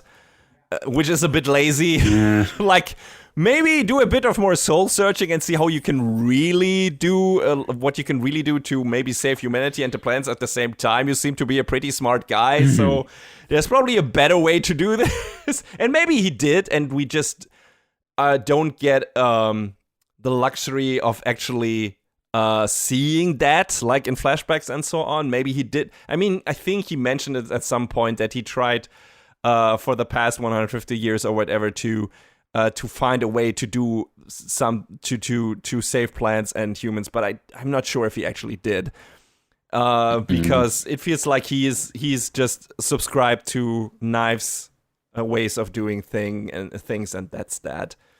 And a lot of people are just afraid of Knives, right? Mid-Valley, for example, which is also understandable. Like he uses fear and devotion in equal ways among his followers. So I guess that fits. But yeah, it's a bummer that he has no one among his flock who really questions him in an effective manner or can't. Because let's be honest, he is so powerful. And if he wanted to, he could kill all of them. So I get it. They should just do it like Nicholas. All of them. At some point, they should have realized and be like, oh, okay, this is... Fuck. This is not good. This is not going to end a good way. We're just going to leave. Because that's what Wolfwood does. Like, he is part of that crew for a while. He is a gung-ho gun. His mission technically is to spy on Vash and then bring him back at some point. And they do a red hair, like a fake out here where it's like, oh, I did this. This is my mission. But immediately no. He's just here to keep an eye on things and at the right moment to spring Vash from jail. That's what he's doing, obviously. But that he did that. Like, he basically left and fought on the side of the good guys. Still pretending that he's doing it to stay close to Vash's side, so he could bring them to Knives if mission requires it at some point. But still, that was his way of doing that, and it probably would have been the best thing for the other characters too, just leaving. And by the end, a lot of them, I mean, most of them survived. Livio survives. Lenov survives. Who else is there? Mid-Valley. Dr. Conrad dies. Mid-Valley survives. Mid-Valley got the good ending because in the original, Vash disables his saxophone, just dents it the heck up, and Mid-Valley takes his own life. Oh, okay. So yeah, he got the unquestionably very good ending this time around. And he's not the only one, because Nicholas survives, which he doesn't in the old show. That's true. He dies there, and it is even more harrowing there because he has a romantic relationship with Millie in the old show. And one of the episode where he dies ends just on her sobbing over his dead body, technically. I mean, I don't think we see her in the same frame with his dead body, but we see her in her room just crying her eyes out, I think, if I remember correctly. So that doesn't happen neither of that happens in this version, both because Nicholas doesn't die and also because he doesn't have that relationship to Millie in this. So it's a bit of a trade-off, I think, because I like that they become like a couple in the old show, even though they don't put that much focus on that, really, it's just more of like a small hints at the side, and him, being in her room at some point. I think having also his head in her lap and so on, you can get, there's a thing there.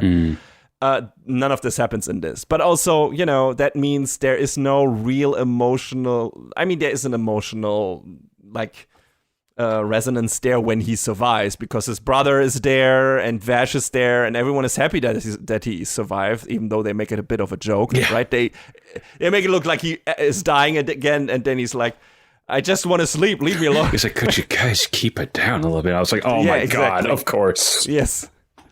And that's nice, but also because he doesn't have that relationship to Millie, she's not the one who is overjoyed that he survived, right? So it's a bit of a trade-off, like I said, that didn't happen here. And also, that means maybe if they put that more into focus in the season, she might have even gotten a bit more screen time, which she didn't. I mean, she got screen time, that's nice. But like I said in the beginning, her and Meryl, I would have liked to see more out of them. So there is not that much interaction of them, meaningful interaction of them with the other characters. It's mostly just, hey, we need to do this and maybe help in that way, delivering messages or finding people. But it's not really like they. I mean, in Stampede, her Meryl's influence is more important, like I said, because she's calling out to Vash and getting him out of the hypnosis, whatever, mind manipulation, because he also interprets her voice as Rem's voice. And I don't think anything of that caliber is in Stargaze. So, yeah, again, I would have liked to have these characters have a more meaningful role in this. So, yeah, but they're part of the action partially, and it's fun, and it's nice. But yeah, this is how we end the show, kind of again, Knives sacrifices himself, dies, Vash survives, has completely black hair now. So I guess he's now just a mortal, and a mortal, somewhat human being. And most of the people fuck off into space to search for other planets, and Vash too, apparently. Everyone, I think only a couple of people from Ship 3 stay behind, maybe, to attend to the flora that is now on the planet. I mean, whatever. I don't even know how it happens. Whatever explosion happened here caused the flora to grow. Terraformed the planet a bit. I don't even remember how that happens. I think it's just the energy that was released from the plants, right? Yeah, it's when, as far as I recall, Knives is dying and he's falling back to the planet, and that introduced a little bit of water and flora. So that will eventually cover the entire planet, but that will take time. Yes, exactly. So they need someone there, because it's a very harsh environment, to make sure that happens, but it will take several hundred years, so at least. And so and the rest of the people fuck off into space. So yeah, pretty nice ending, for a 24 episode run. A lot of story, a lot of character development, especially when it comes to Vash and Knives and Wolfwood, and I guess to an extent Livio, and some of the side characters, at least Knives and Roberto in the first season, but not Knives and Roberto, Meryl and Roberto in the first season. Not as much for Meryl in the second season, same for Millie. Some of the villains get some interesting bits, like Midvilly, a lot more interesting than in the old show. Legato, not so much, like I said. But I would say the positives definitely outweigh the negatives in this. And let's not forget the amazing visuals, production values in general. The soundtrack from beginning to end is fucking incredible and got me really emotional at certain moments. And the show just looks so goddamn good. Like Orange, just when they're firing on all cylinders, it's a sight to behold. They are unmatched when it comes to CG anime, which is not saying a lot because that bar is very low, but they have raised it so much. So I wonder what will happen what they will do in the future, because I don't think we will get another season of this. I haven't read the Trigun Maximum manga or whatever. I don't know if there's more story to tell here, but I doubt it, because this now, in contrary to how the first season ended, feels like a definitive end for these characters. And of course, they could go to another planet and have new adventures there. That could happen, of course. I don't think we will get that. Nah. Would be surprised. And that's totally okay. This is a very nice 2 seasons of anime, and with a cool story and characters and some really good action. Mm-hmm. And I like that. And I wonder, I didn't look at fan impressions of this, like people who like the old show. Do they like the new show as much? Do they like the new show more? I wonder if that's the case. But I really enjoyed what we got. I thought this was great. John, how did you feel about Stampede and especially Stargaze? I thought it was good. I mean, it definitely did some things different from the original, and I feel like it's one of those shows where you could be like, yeah, I like this part of the original, but I like that part of the new one. You know what I mean? Mm-hmm. Yeah. But I think we said it last time around that one doesn't invalidate the other, because they're both good in their own ways. It just, is really a matter of preference. Yes, this is different interpretation. Some people might argue it's a more complete one because it includes the Trigun Maximum manga, whatever. But still, I feel like the old show holds up in a lot of ways. Not necessarily in animation in certain parts, but in terms of storytelling, in terms of atmosphere.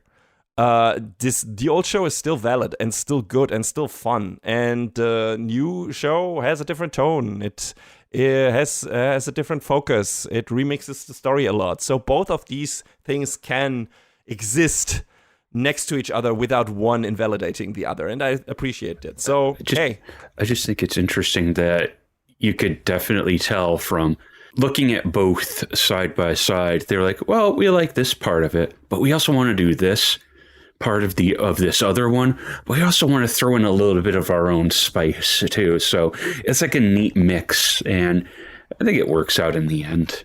Yeah, absolutely. I think this is a great show. Where can people watch it, John? Yeah, you can watch it on Crunchyroll pretty much anywhere you live, apparently. The only other service listed here is Anna One Asia, so you can watch it on Crunchyroll. Yes, and please do that. This is a fantastic show. If you like your science fiction with Western elements and, a la Firefly, I guess, or Outlaw Star. And if you, if you like your motley crew of characters like in Cowboy Bebop, and some cool subtextual stuff, some good character development and everything, and especially great production values, then you can't go wrong with this. I thought it was a blast from beginning to end. It is very quick pace. There are no boring moments in the show. There's always something happening. It's a very breezy watch from beginning to end. 24 episodes, you're in and out, and you have a complete story, and a very fulfilling story, in my opinion, even though it's not a super complicated one. I felt pretty good by the end of it, and I hope. I wonder what we'll get next from Naito. I am not up to date on any of his projects. I don't know if Blood Blockade Battlefront is still running. We're not going to get another season of that probably. But I was actually looking it up earlier while we were talking, so I was like, wait a minute, is it a complete adaptation? And yes, it is. Asterisk. Uh-huh. So there was a second run of the manga that came after that, which is now complete, and now there's a third run of it. So I guess if they want to adapt, the second run of it, that is complete and there from beginning to end. Who knows? Okay, so we might see another version of that, and interesting, and again. Watch Trigun. It's a good time, and I'm glad we got not only one but two helpings of our favorite trigger, Unhappy Typhoon, to entertain us.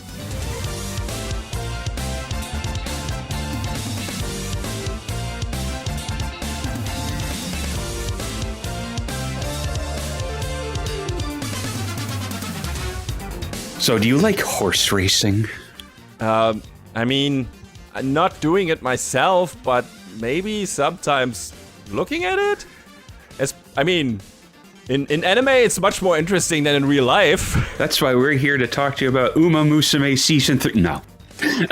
I would also maybe check that out because everything I've seen of it looks really fun. Yes, but this is actual horses this time around.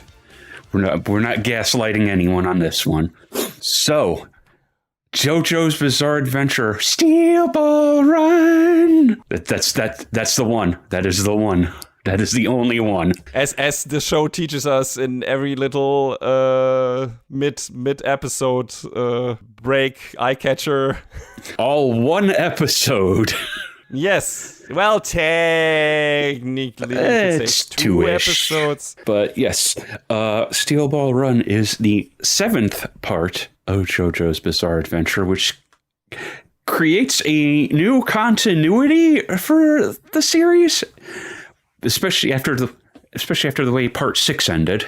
Yeah, but I don't think it's set in the same universe as 6, as where 6 ends up. I don't think that's that continuity. No, it's not. Like a lot of people theorize that, and I'm pretty sure Araki was like, "Shut up, you're wrong."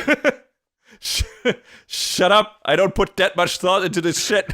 which all I can say to that is, you know what, my guy, fair enough. Yeah, and I like that we get like this fresh start, like a completely different setup. We have some characters which are like, hey, I know that name, I know that person. We have plenty of parallels. Yes, but they are completely different roles here. And this is also, I don't know, when was the original part 1, like Phantom Blood? What year was that set in the original timeline? Was that also 1890?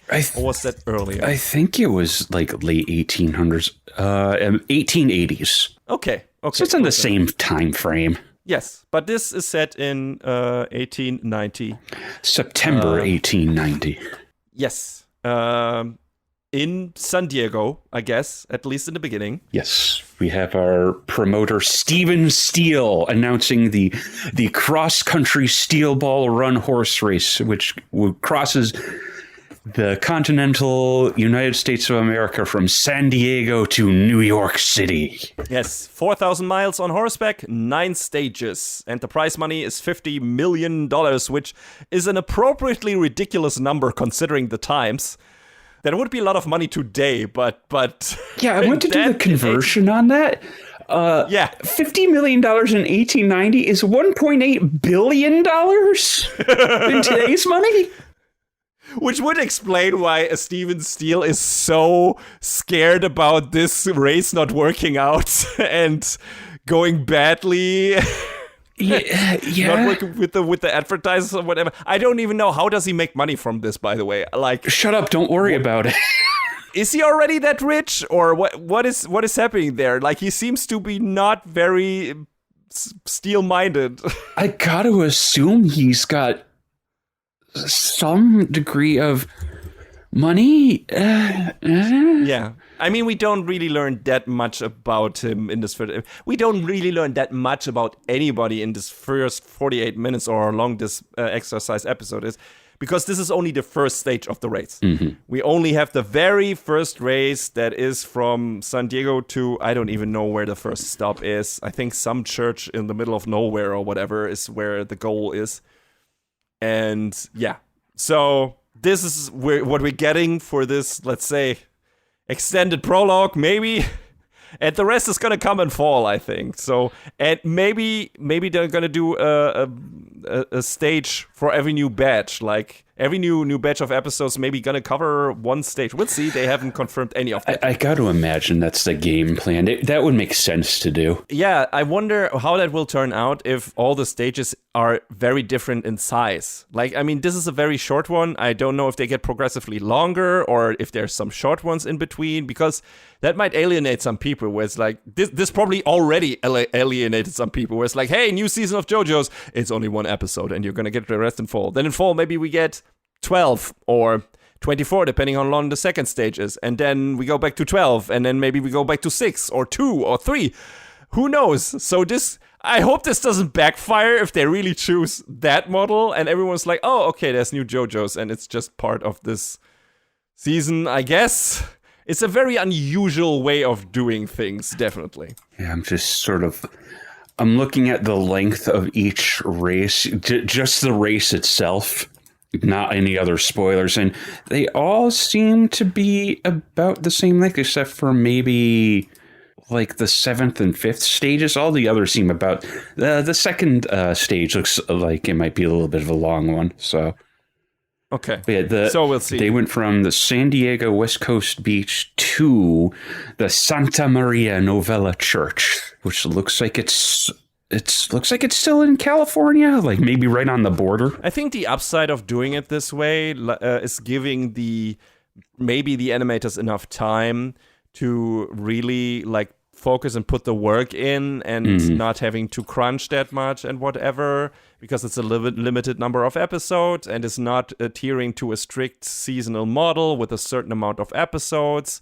which I guess Netflix is the correct platform to try something like that, because they, either release stuff in binge batches, or sometimes they do weekly episodes for anime, but this is rare.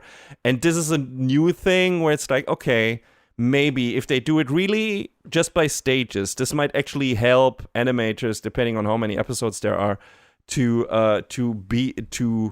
give us the most quality they can muster for this, because they can take as much time as they want, because they don't have to necessarily be like, okay, this needs to be 24 episodes again the next season, and then again 24 episodes, and we need to cover this and that much. And they can be like, no, we just need to do as many episodes we need to cover this part of the race, and we can take as much time as we need for that. We'll see. It will be super interesting.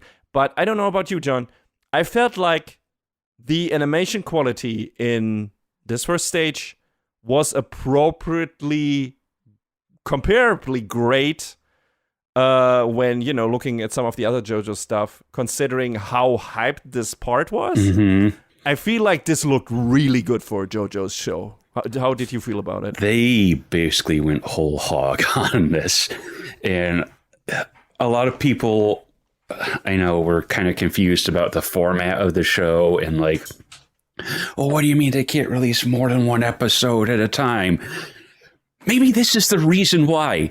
And the fact that I guess you could put a little bit of it on Netflix too, because who knows what their release schedule is sometimes. But you could tell David Production was looking at this and they were like, we're going to do this right. Yeah, it definitely feels like it. Like they put like their A-team on this, which of course would probably did have an effect on Fire Force. But that's what I already assumed. So, but hey, at least it pays off for JoJo's fans, and we are JoJo's fans.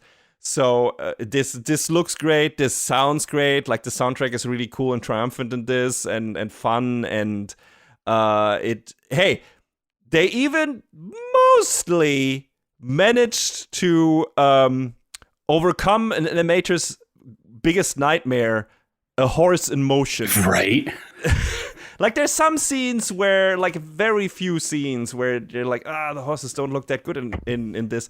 But in a lot of scenes, and it was one of the things that you could be rightfully worried about before watching this, the horses look great. And I guess this is important because they are also, like, side characters in this. Like, all the horses in this have strong personalities. They have names. Like, I feel like a lot of the horses in this have now gotten the musical names, the band names.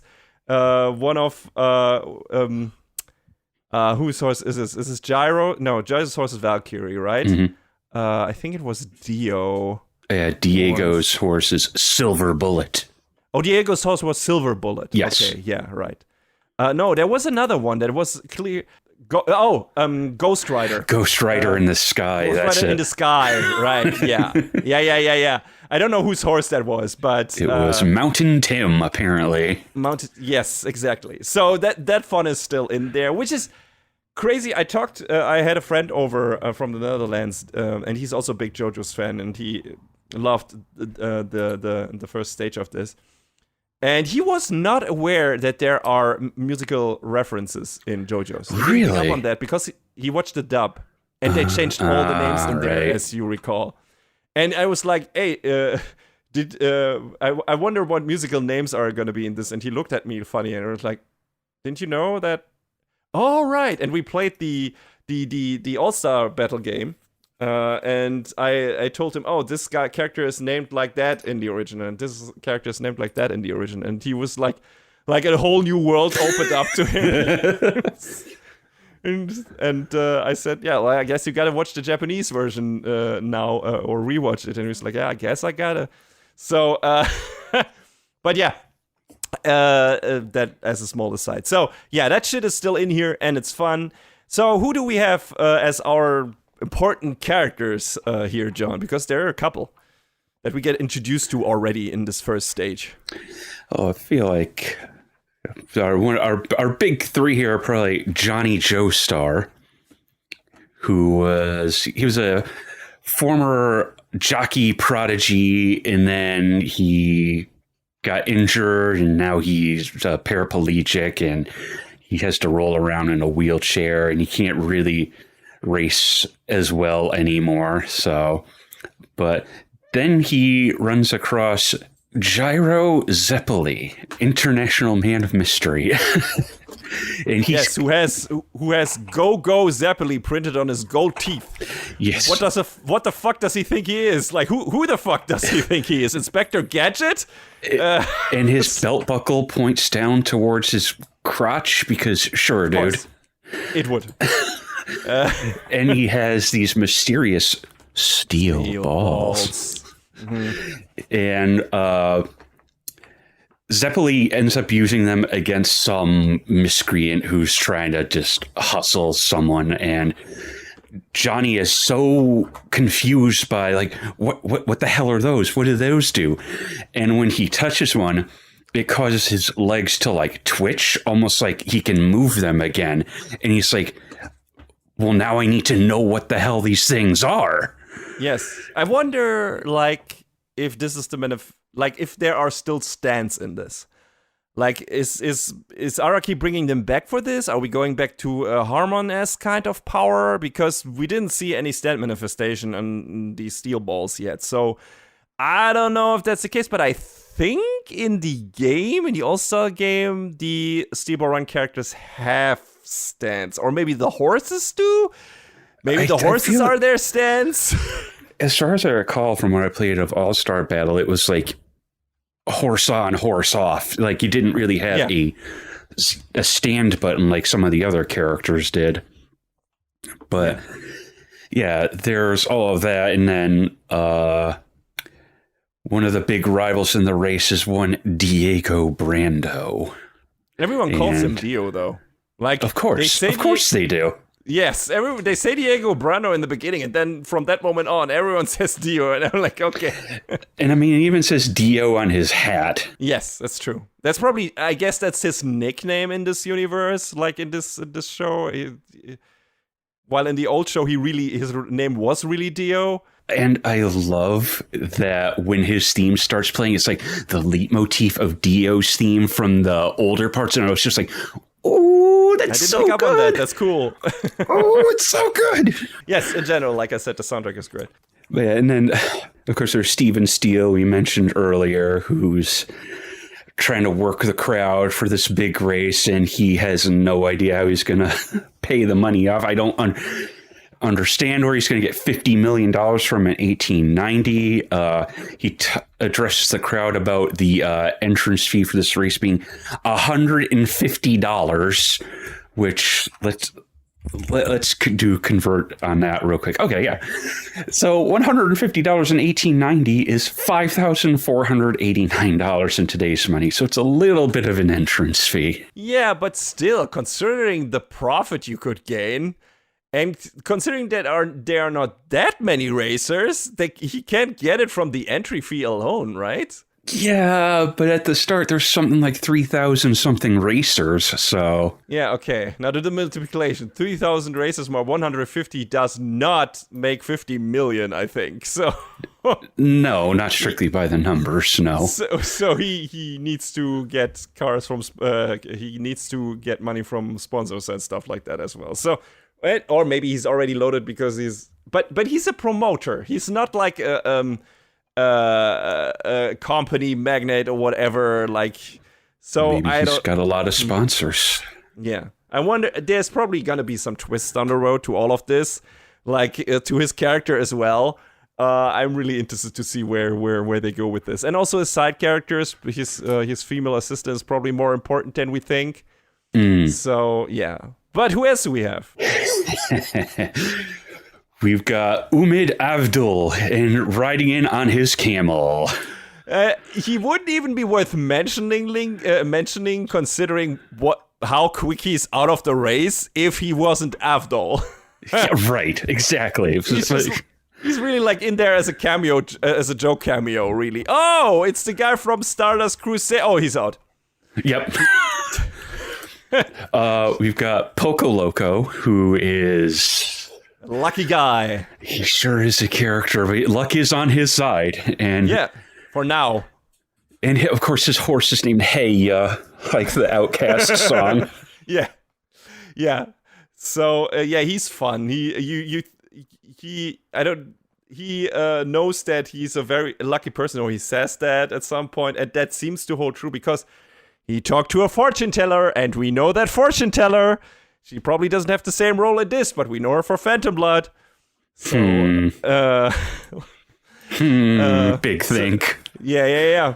So I don't know if she has the same kind of influence. I didn't see an arrow flying around, so yeah, it was pretty interesting seeing her, and yeah. So wonder if his luck is also some kind of stand power or whatever. Probably, but the funny thing is, the way it presents itself, it's not like only that the tide is often turned into his favor, like in a ridiculous way. The funny thing is it always looks like he's gonna fuck himself up severely, like he's in a real bind, and then that turns into the most ridiculous lucky thing that could happen. Like his horse stumbling over like the carcass of a cow, and then him and his horse surfing on that carcass down a slope. It's incredible. Bro's dumb luck is going to carry him across the finish line. Yes, and yeah, that's him. And then I think we have one final big, or at least the show presents like yes. And then there's Sandman, the guy who just runs. Yeah, he don't need a horse. He just run. Just do big running. Who's the Native American guy? Which, I hope Araki, that doesn't... I feel like there's not too much stereotyping going on, aside from the white man is blah, stuff that him yelling all the time. But it's interesting that he, is just running, which is probably his power, that he has superpowered legs or whatever. And that keeps it, like, in general, I expected everyone to use a horse, but we also have a guy who tries to use a car and then realizes that running in that age, a car across the entire continent would be way too heavy on the fuel usage. So he's out immediately as well. There's some nice one-off jokes in this. He was like, oh, one of them is using a car. That's going to be interesting. We'll see how that... No, peace out. So we got to stick with horses and feet, I guess, at this time. And yeah, the show makes it look like our main focus characters are going to be Johnny, of course, Jaro, Diego, Pocoloco, and Sandman. And we'll see who else is going to become important down the road. But these five seem to be the guys who are going to compete for the prize money. So, yeah, that's going to be super interesting. And kind of that's kind of all there is to this first episode. I mean, it's not super long. We gotta get close to talking longer about it than the actual episode runs, so you might as well have just watched this instead of listening to us. But it's nice that you're listening to us. Thank you. But yeah, this was just super fun. It's got real wacky racist energy, like so much ridiculous shit happening.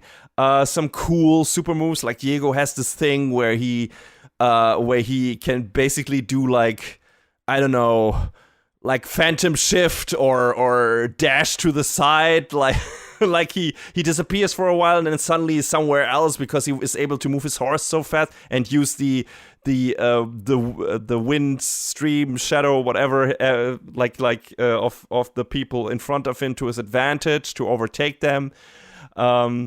He shows himself to be really good at reading the horse's moves and using that to his advantage too. Yeah, we have that. Then we have, of course, even more ridiculous shit with Gyro and his steel balls, where he just uses them to propel, just attaches them in one scene to the ass of his horse, and that propels the horse into the air, and like Kid doing turbo boosting from Knight Rider, and then we have another scene where he attaches them to his cape, and he's using them like, I don't know, rocket boosters or whatever. It's nonsense, but it's cool. Yeah, it is. Which is pretty much par for the course in terms of JoJo's. You had a lot of bullshit and nonsense, but it's all very cool and funny and fun. So yeah, This is that, just, in the Wild West with horses.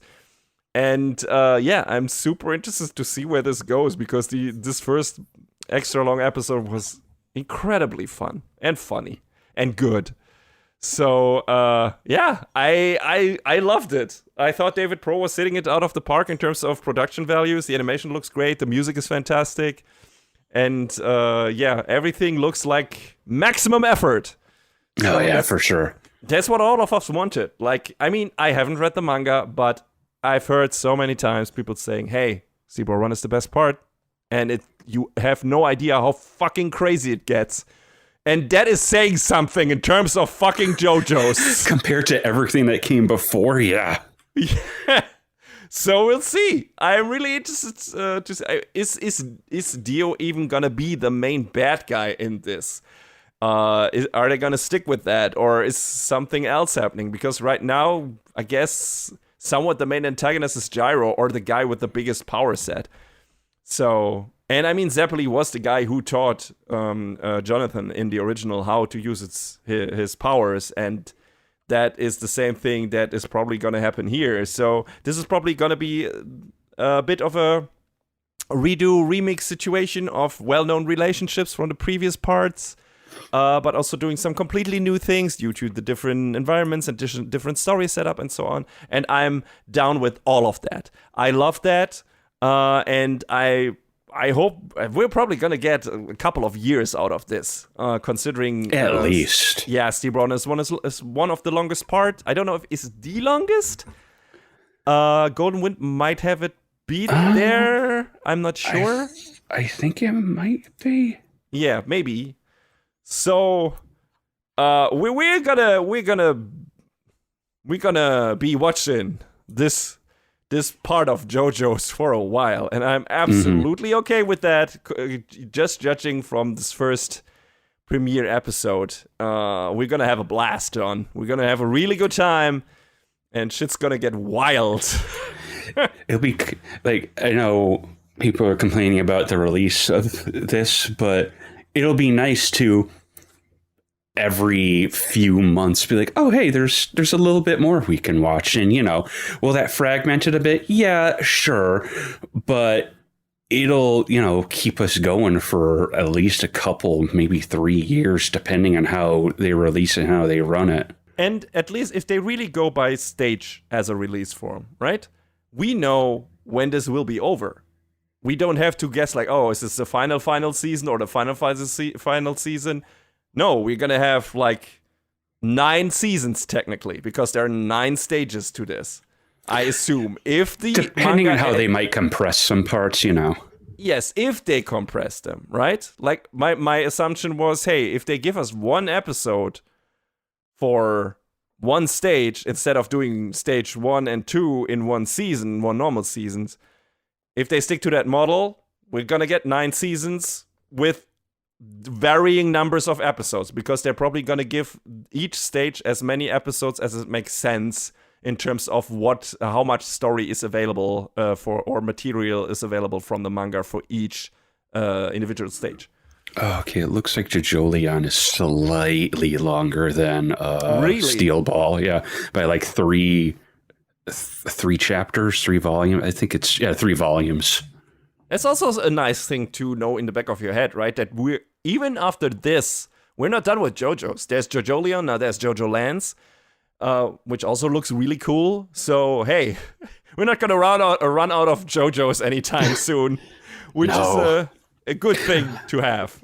I mean, David Production already lived up to their initial promise of doing parts 1 through 6. Because if you go back and look at some of like the old intro sequences, you see pieces of all 6 parts in there. And it's like, okay, so they were just like shooting for the moon and saying, yeah, we're going to do all of this. This is icing on the cake, basically, that they're continuing to go even further. And I mean, 1 through 6, capping that off makes sense because it's the same shared universe, right? It's the same timeline. And now they're rebooting that. And I don't know if JoJo Leon or JoJo Lands are in any way connected to Steel Ball Run or to the other universe or to the new universe that was created by Stone Ocean or at the end of Stone Ocean. No idea. But I'm really interested to find out down the line. But it's going to be a couple of years before we get to JoJo Leon and to JoJo Lands. Unless you want to read the manga, which, hey, I can wait. I'm totally okay with seeing what David Production does with this, and because so far I have been super happy with their output. Of course, there's a varying degrees of quality in the different seasons. There were choppier. I mean, Phantom Blood did not look great, and there were definitely some choppy parts in, some in Golden Wind and definitely in Stone Ocean. But they were fun. All of those were every part of JoJo's is at least fun, and some of them are genuinely great.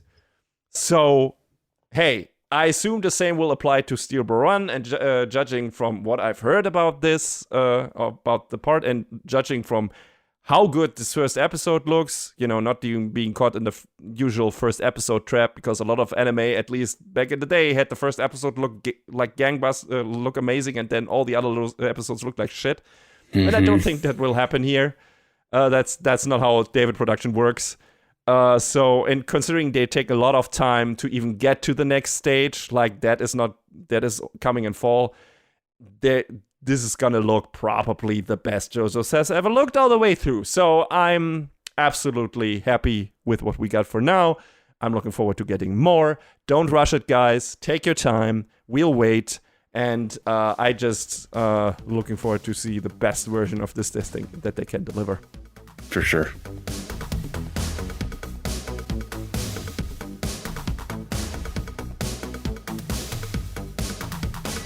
And that is a wrap on the 179th episode of Anime Brain Freeze. All the music in our podcast is from the Double Dragon Neon soundtrack by the amazing Jack Kaufman. Please go to virt.bandcamp.com and check out his awesome work.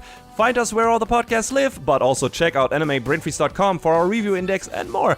Please leave us a review and rating on Apple Podcasts, Spotify, or your podcast app of choice if you can. Follow us on the socials or send an email to animebrainfreeze@gmail.com. We would love to read your feedback. Thanks for tuning in. We hope you had a good time, and please join us again on our next episode. Macht's gut. So long, everybody. Next time on Anime Brain Freeze. Fate or fake? Or both? After hundreds of years, it seems like peace has finally been achieved. And if you're among friends, a lifetime can pass in the blink of an eye.